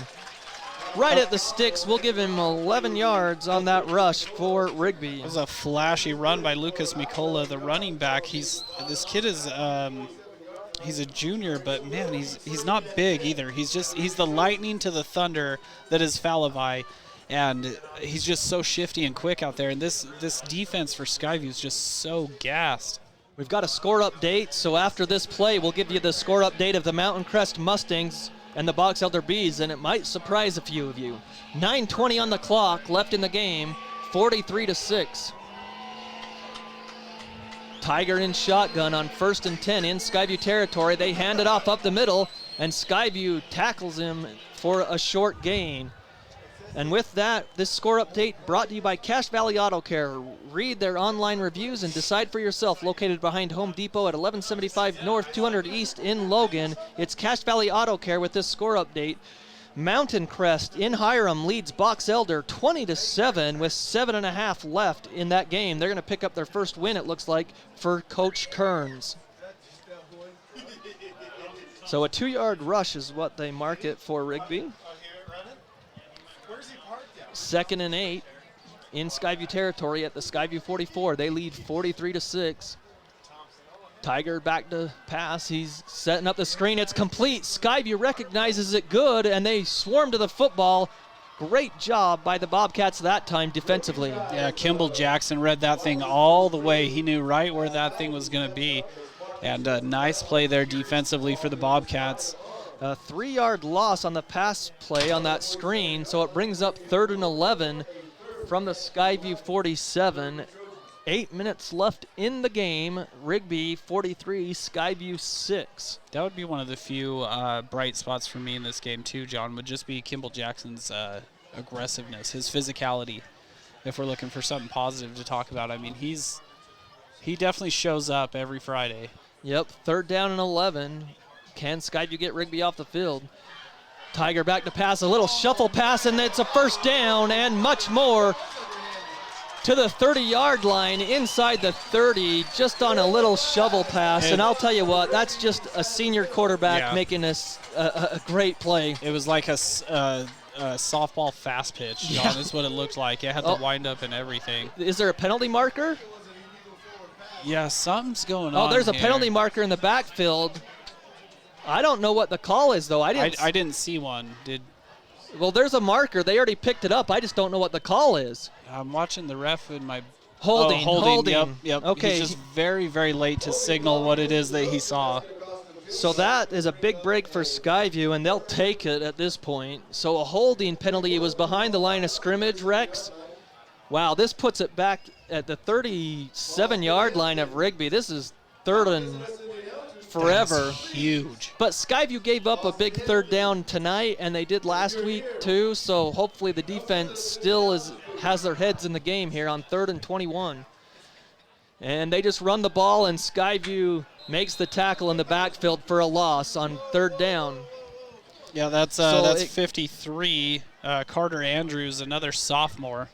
So a 2-yard loss, and so it will bring up 4th down and long. Skyview had a couple sophomore defensive linemen show up on that drive. There was Seth Toulson as well as Carter Andrews. This sophomore class for Skyview is really impressive. So this might be Rigby's first punt of the game. I don't think I've seen them punt. I don't think they've had the punt team out here. I'm trying to go through my notes, but the way that you look at the score, it's got to be. So 8:20. We don't or even know 6:20 on the clock. is. Sorry. I mean, it has to be the first punt. Clock continues to run, and now they're going to call a timeout with 6:15 on the clock. So 43-6. We'll take a step aside and be back right after this on the Fan. Managed IT with Les Olson Company gets you more than just back to business. You'll get back to expert network support and cutting-edge security. You'll get back to time-saving document management. You'll get back to peace of mind with disaster recovery and robust data continuity. Do more than just getting back to business. Get back to greatness with Les Olson Company. Get your free consultation at lesolson.com. Les Olson Company. Well, it's 43-6 here on the Fan. Skyview, unfortunately, is on the losing end with 6 minutes and 15 seconds. They'll be receiving their first punt of the game. I'm not even sure who their punter is. That Tiger? Yeah, it looks like they have Tiger punting. So he's Adolfo's the quarterback. He's back to punt. Skyview standing at their own 40 or 35-yard line. The punt's away. It's a great punt. Davis Hall back to his own 30 and just lets it go. Takes a Rigby bounce from the 30 to about the 25, and that's where Skyview will take over. Man, is there anything Tiger Adolfo cannot do? He's the, we've mentioned it, John, but he's the reigning High Country Conference Player of the Year, and he's showing it today, both as a quarterback and now with 6 minutes left in this game with his first punt of the game as well. Yeah, we did just get confirmation that at halftime Adolfo was selling concessions instead of back in the locker room. He's done it all tonight for the Trojans. So 43-6, 6:05 remaining in the game. Skyview just trying to keep those double-figure scoring streak alive. Handoff on the right side. The pile's pushed forward and about a 5-yard gain. That's Carson Thatcher. Oh, Carson Thatcher's the quarterback. That's the transfer from Mountain Crest that came into the game. So about a 6-yard gain on first down. So Thatcher's the new quarterback. It's a whole new squad in there. So Thatcher's in at quarterback. Last week it was Favero that came in and spelled Zollinger. Thatcher hands it off around the right side, trying to get some positive yards, and he gets upfield, and I think he's got the first down before he's bumped out of bounds. No, they keep the clock winding, so he stayed in bounds. And that's Brevin Egbert, too. I mean, so just a breath of life there. The sophomore Egbert and the sophomore Thatcher, and like you said, a bunch of new Skyview Bobcats up there on the field. Yeah, that's a whole new – I mean, it's essentially the sophomore team is out there. So a first down for Skyview. They trail 43-6, 5 minutes on the clock remaining in this game. Skyview just trying to take some positives away from this game as they just got bull rushed out of the stadium tonight. So Thatcher in shotgun takes a snap. He's going to hand it off up the middle. Egbert didn't get anything going. He got cut in half right at the line of scrimmage. They actually give him a yard. So a 1-yard rush there for the Bobcats. Brings up a 2nd down and 9 from their own 38. I wouldn't be shocked if Brevin Egbert's the leading rusher in this game, John. Yeah. He could almost be the leading rusher on the season. Reed Wild has 94. I guess he doesn't have that much. But 2 receivers to the right for the Bobcats. That's Thatcher at quarterback. He's going to hand it off again. Bounces it outside. And he's still on his feet, up to the 45. Great run near the first down. Was that Egbert again? Yeah, it's Egbert again. See, Egbert, good job. He went up the middle, nothing there, bounced it outside, got some positive yards near the first down. Up to the 45 is where they're going to mark him. Brevin Egbert is not built like Falavai. He's not built like any of these other running backs we've seen. He's a smaller back, but man, he's a grinder out there, John. The kid just goes out and plays football. Can Skyview put a couple of first downs together? Clock down to 4:05. 3rd down and 2. Thatcher takes the snap. He's going to throw it. Thatcher throws, tipped and nearly intercepted. It would have been behind the receiver anyway on a slant pattern. The sophomore quarterback just threw it behind the receiver and nearly picked off, incomplete. So on 3rd and 2, Skyview, it will bring up 4th and 2, and it looks like they're going to punt. With 4 minutes to go in the game, Skyview, here's a stat we hate to say, but they've scored in double digits 62 consecutive games with double-digit scoring. It's the second longest streak in the state of Utah behind Corner Canyon at 73.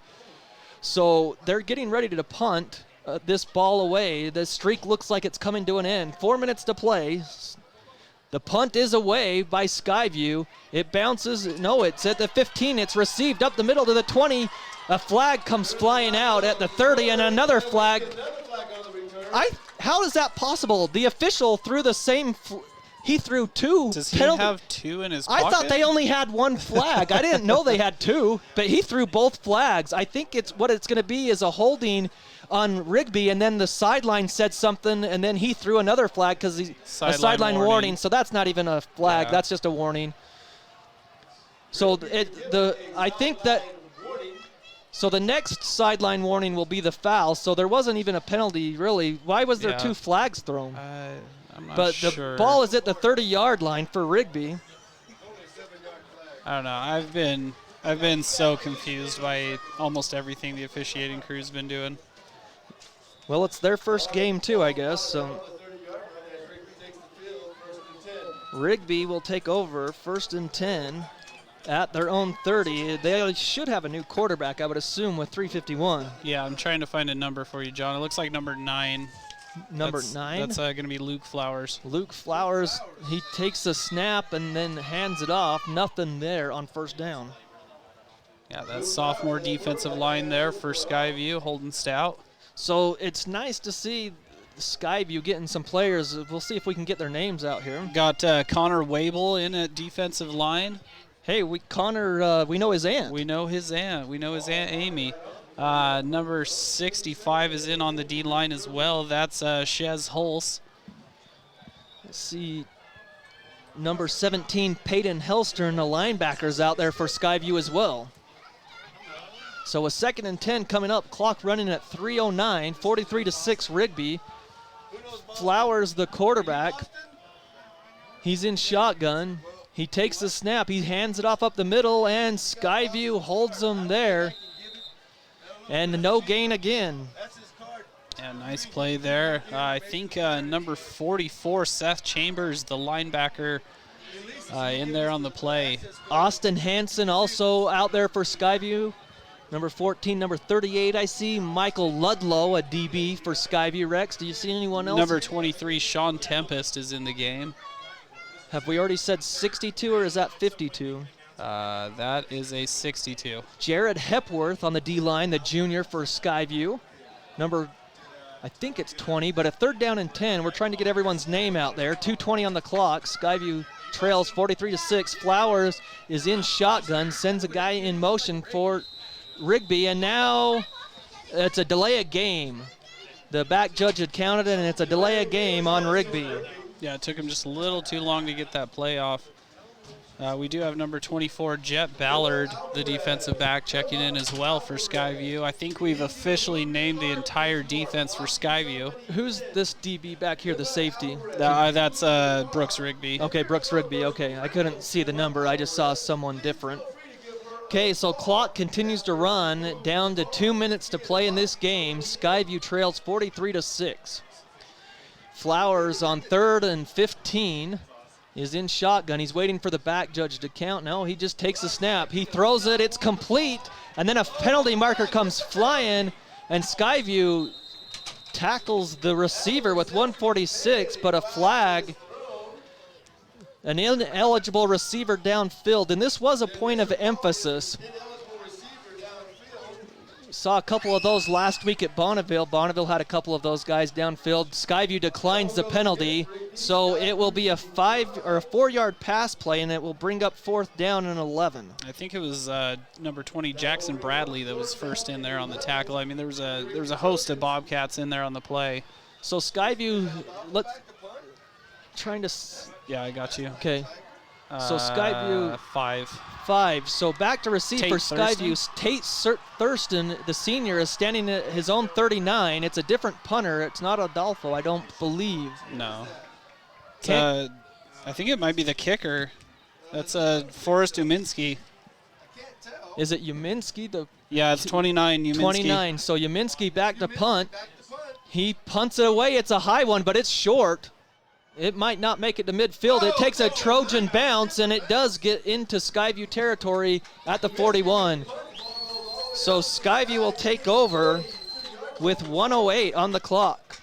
So we should see Thatcher coming back out for another series at quarterback for Skyview. I imagine Egbert will be in at running back. No, Egbert's actually checking out. Number 34, Sam Porter, the sophomore, is checking in. So for Skyview, they've got a lot of guys, some playing time under the lights. It's just you want to be on the winning end when you do this, not on the losing end when you substitute them. Sure. So I think it's Thatcher back there at quarterback in shotgun on 1st and 10. Takes the snap. He's going to hand it off. And on the right side, positive yards for Sam Porter. As he went to the right side to the 46-yard line, so a 4-yard gain for Skyview. Yeah, it's kind of cool, John, to see these younger kids get in and get a chance under the lights, like you mentioned. Sam Porter looked pretty fast on that play, just wasn't quite able to break it out to the edge over there to get a big play out of it. Clock continues to run to 35 seconds. They'll probably just run one more play. 3 receivers to the left. And the snap doesn't even come up. Something went wrong with that snap, and Rigby has it, and a penalty marker's on the... There's a penalty marker on the field, so the clock stops with 28 seconds, and a false start on Skyview. So luckily for Skyview, I guess. I mean, it doesn't matter with the outcome of the score, as they get a false start there with their backups. So it goes back to the 41. It will be 2nd and 11 with 28 seconds. They start the clock. Skyview won't have to run another play, but they're lining up to run another play. They don't need to. Yeah, you might as well hand You're down 43-6. What do you have in the bag of tricks? A handoff, I'm sure, just to run it out and give these guys some playing time. Thatcher takes a snap. He's going to hand it off left side, and he is met at the line of scrimmage, pushes forward for about 3 or 4 yards, and the clock will run out on Skyview, and they will fall to 2-1 as they get blitzed. 43-6 is your final. We'll take a break, and when we come back, we'll see if we can connect with Coach Hal, just get a couple of thoughts from Coach Hal over the phone. And again, it's final. Skyview makes their way to the Gem State. Last year, it was a good travel to the Gem State. This year, not so much as they lose 43-6. We'll take a break and come back with a post-game show right after this. Jessup Insurance and Retirement Services. Let us guide you. Jessup Insurance has a local office with professionals that understand all the Medicare plans available to Utah and Idaho citizens. They simply make Medicare understandable at no additional cost. Call Jessup Insurance 435-213-3200 or Google Jessup Insurance. Jessup Insurance and Retirement Services. Let us guide you. Your Cash and Box Elder County McDonald's are proud to support local high school athletics and wish all the local teams the best of luck this season. Your local McDonald's is hiring. Work for McDonald's and let McDonald's work for you. Enjoy flexible hours, tuition reimbursement for continuing education, plus meals and other perks. Management positions are available. Apply at careers.mcdonalds.com today. That's careers.mcdonalds.com. Or apply in person. McDonald's and its franchisees are equal opportunity employers committed to a diverse and inclusive workforce. Whether you work on your own car or somebody else does, be sure to always use reliable Napa Auto Parts. Find these specials at your 5 locally owned Cache Valley Napa Auto Parts locations. $20 mail-in rebate on any Napa battery. Chevron Dello diesel motor oil, $12 a gallon. Napa 15W40, $10.39 a gallon. Napa diesel exhaust fluid on sale, $8.99 for the 2.5 gallon size. From Preston to Providence, get your Napa know-how. Napa know-how. Napa know-how.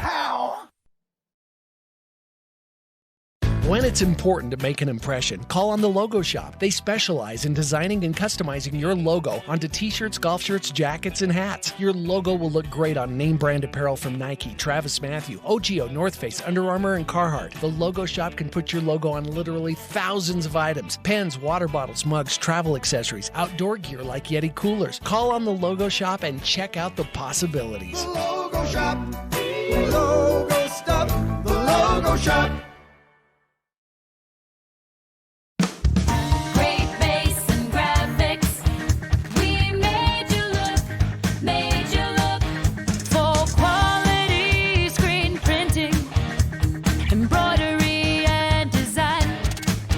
What's important to you is important to us. We love what we do and it shows every time. Great bass and graphics. We made you look.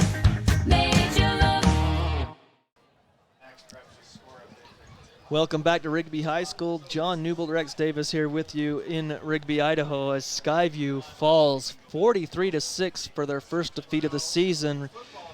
Rex, we knew Rigby was good, but we saw it firsthand, and wow, they were better than advertised. Oh, yeah. I mean, we read before we came in here, we read all about them. We read this is the revenge season. We read best team in the state, hands down, back-to-back state championships that they've played for. They won one, they lost one. I mean, we read it all, right? But we thought to ourselves, Skyview's back-to-back state champs themselves. They've been in 2 state championship games, and we thought Rigby definitely had a chance to win this, but we didn't think it would be a steamroller like it was tonight.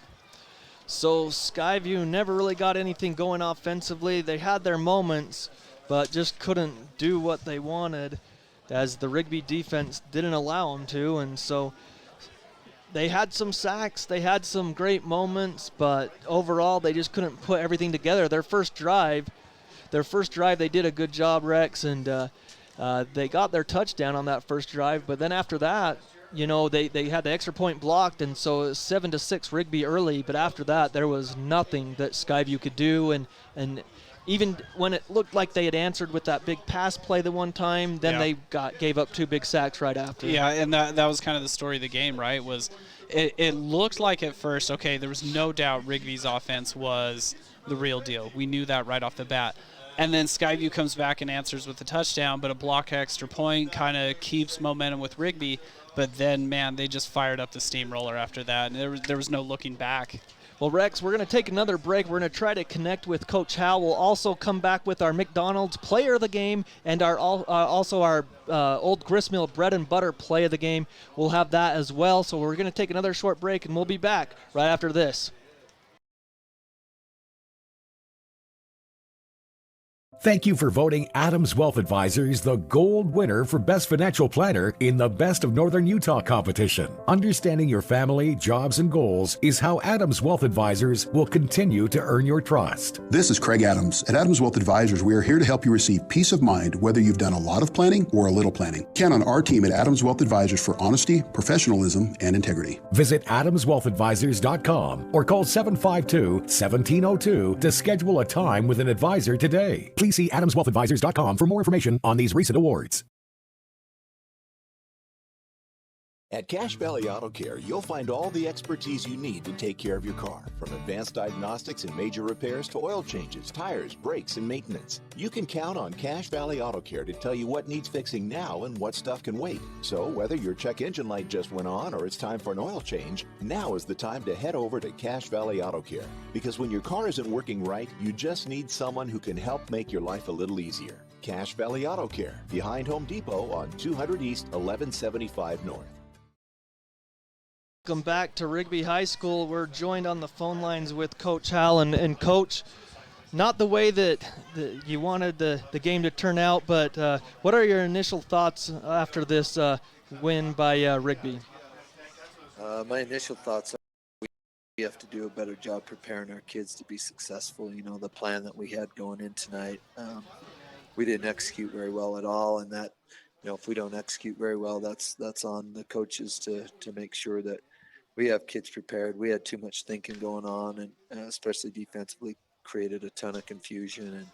And really, they had an answer for everything that we did, and we couldn't get off the field on third down. So, you know, that's one of the reasons we scheduled teams like this year. And I mentioned this earlier, that is to find out where we're at. And I think we know where we're at. You know, I think we have a general idea what we're trying to accomplish, and you can get away with it with, other types of teams. But when you play a team as well coached and ready to execute as these guys, we just can't get away with that type of stuff. Well, Coach, one last thing. You're back home for the next 3 weeks. You've got one more preseason game against Mountain Ridge before you head into region play. What things do you want to accomplish with this last preseason game before heading into region? Well, one of the things we're going to find out now is how Skyview responds to a loss. You know, that's something we haven't really had to deal with over the last couple of years. And now we're going to find out what we're made of and what type of team we are and what type of teammates we are. And so that's what that game's for. And then hopefully we'll get right and get ready to go into region. All right, Coach, we appreciate you taking the time to join us on the postgame show, and drive safe. We'll see you next week. Okay, thank you. Appreciate those people that traveled up here to watch us as well. Thanks. Thanks, Coach. So, again, that was Coach Chris Howell as the Bobcats fall tonight, 43-6. So now it's time to announce our McDonald's player of the game. McDonald's, visit your local McDonald's for pickup and drive-through. They are the sponsor of our player of the game. And Rex, I was going to let you to decide because I was trying to get Coach Howell on the horn there. Yeah, and I really struggled with this, John, because I feel like Brevin Egbert breathed a little bit of life into the offense, right? And then I tried thinking, okay, I want to look on the defensive side of the ball as well. And for the defensive side of the ball, it was Kimball Jackson to me. He didn't do a lot that's going to show up on the stat sheets, but he was physical. He did put a little pressure on Tiger Aldolfo at times. It's hard to find a bright spot in a 43-6 loss. So I've got it narrowed down to Brevin Egbert and Kimball Jackson. We were pretty short there with Coach as I was trying to think, but I know it's best to be short with Coach after a game like that. So I think I kind of want to go with Brevin Egbert. Okay. We don't have Adam Sherwood here with us today. He's our stat guy. He could give us an idea of how many rushing yards Brevin Egbert had. But for me, he was just kind of a spark. And I think we go Brevin Egbert on it because I feel like Kimball Jackson's going to have that game where there's no question that he's the player of the game. Brevin Egbert, this sophomore, came in and, like you said, had some bright spots in there. So he will be our McDonald's player of the game. Unfortunately, it's in a loss, 43-6. Now, the sponsor of our Old Gristmill bread and butter play of the game. Old Gristmill, have you tried the fantastic breakfast sandwiches served at the South Logan and Smithfield locations? You're going to love it. Rex has told me that they're great. I mean, their muffins are always good. Yeah. Scones, bagels, cheese bread, sweet rolls, baked fresh daily, takeout, curbside pickup, and delivery available. And with the weather getting a little bit cooler here, they've got the soups for you as well. Bread, soups. You got to love it. It's the Old Grist Mill and the bread and butter play of the game. It's your opportunity to win 4 loaves of bread from the Old Grist Mill. If you listen to the Full Court Press on 1390 AM or 106.9 FM, The Fan, on Monday during the Full Court Press from 4 to 6 p.m., Eric Franson and Ajay Salveson will ask for you to call in, and if you can correctly identify the bread and butter play of the game, you'll win 4 loaves of bread from the Old Grist Mill. And we're going to give it to Davis Hall when he had the fumble recovery. It was with 10-12. Now, is this the third quarter? Yeah, third quarter. In the third quarter, with 10-12 on the clock, they did a pitch play, Rigby did, and Davis Hall recovered the fumble. And that will be the Old Gristmill bread and butter play of the game. So that is going to do it. Also, stay tuned as a programming note. On 106.9 FM or 1390 AM, The Fan, if you like football, then you want to the thing that you want to do is to continue to listen to the fan all weekend long. Tomorrow, college football, starting with pregame, the Big Ten will be starting tomorrow at 10:30 a.m. Pregame. I think it's Illinois and Nebraska, and then on Sunday it's your Cowboys at 10:30 for the pregame. I can't remember who they're playing on Sunday. They're taking on Urban Meyer and the Jaguars. Okay, so there you go. That will be on the fan starting on Sunday. So keep that going on your schedule. And then as far as the scores go tonight, Green Canyon has a 22-yard field goal as time expired, defeated Skyline of Idaho 16-15. And then Mountain Crest, they get their first victory 20-7, Rex, over Box Elder. Earlier in the night, Ridgeline with the win. And Logan defeated Stansbury 37-27. And Ridgeline started early. They had the big win. Now I can't remember who Snow Canyon. They won where's that one?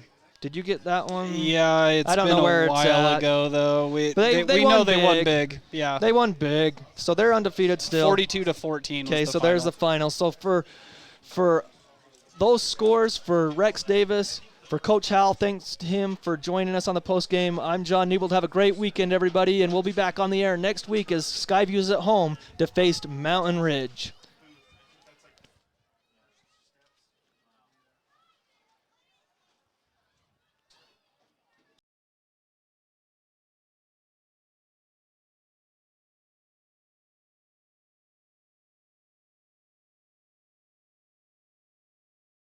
Aaron Nielsen Guild Mortgage Team will help you find the loan to fit your life. Guild Mortgage offers hundreds of loan products for a wide variety of borrowers, including first-time home buyers, military families, and rural residents. Guild Mortgage also offers many state, county, and city housing programs that provide down payment assistance. At Guild, they work hard to deliver what matters most to you with a loan that fits your life. Call 435-294-2480 or Google Karen at Guild Mortgage. NMLS 3274 and 80226, Equal Housing.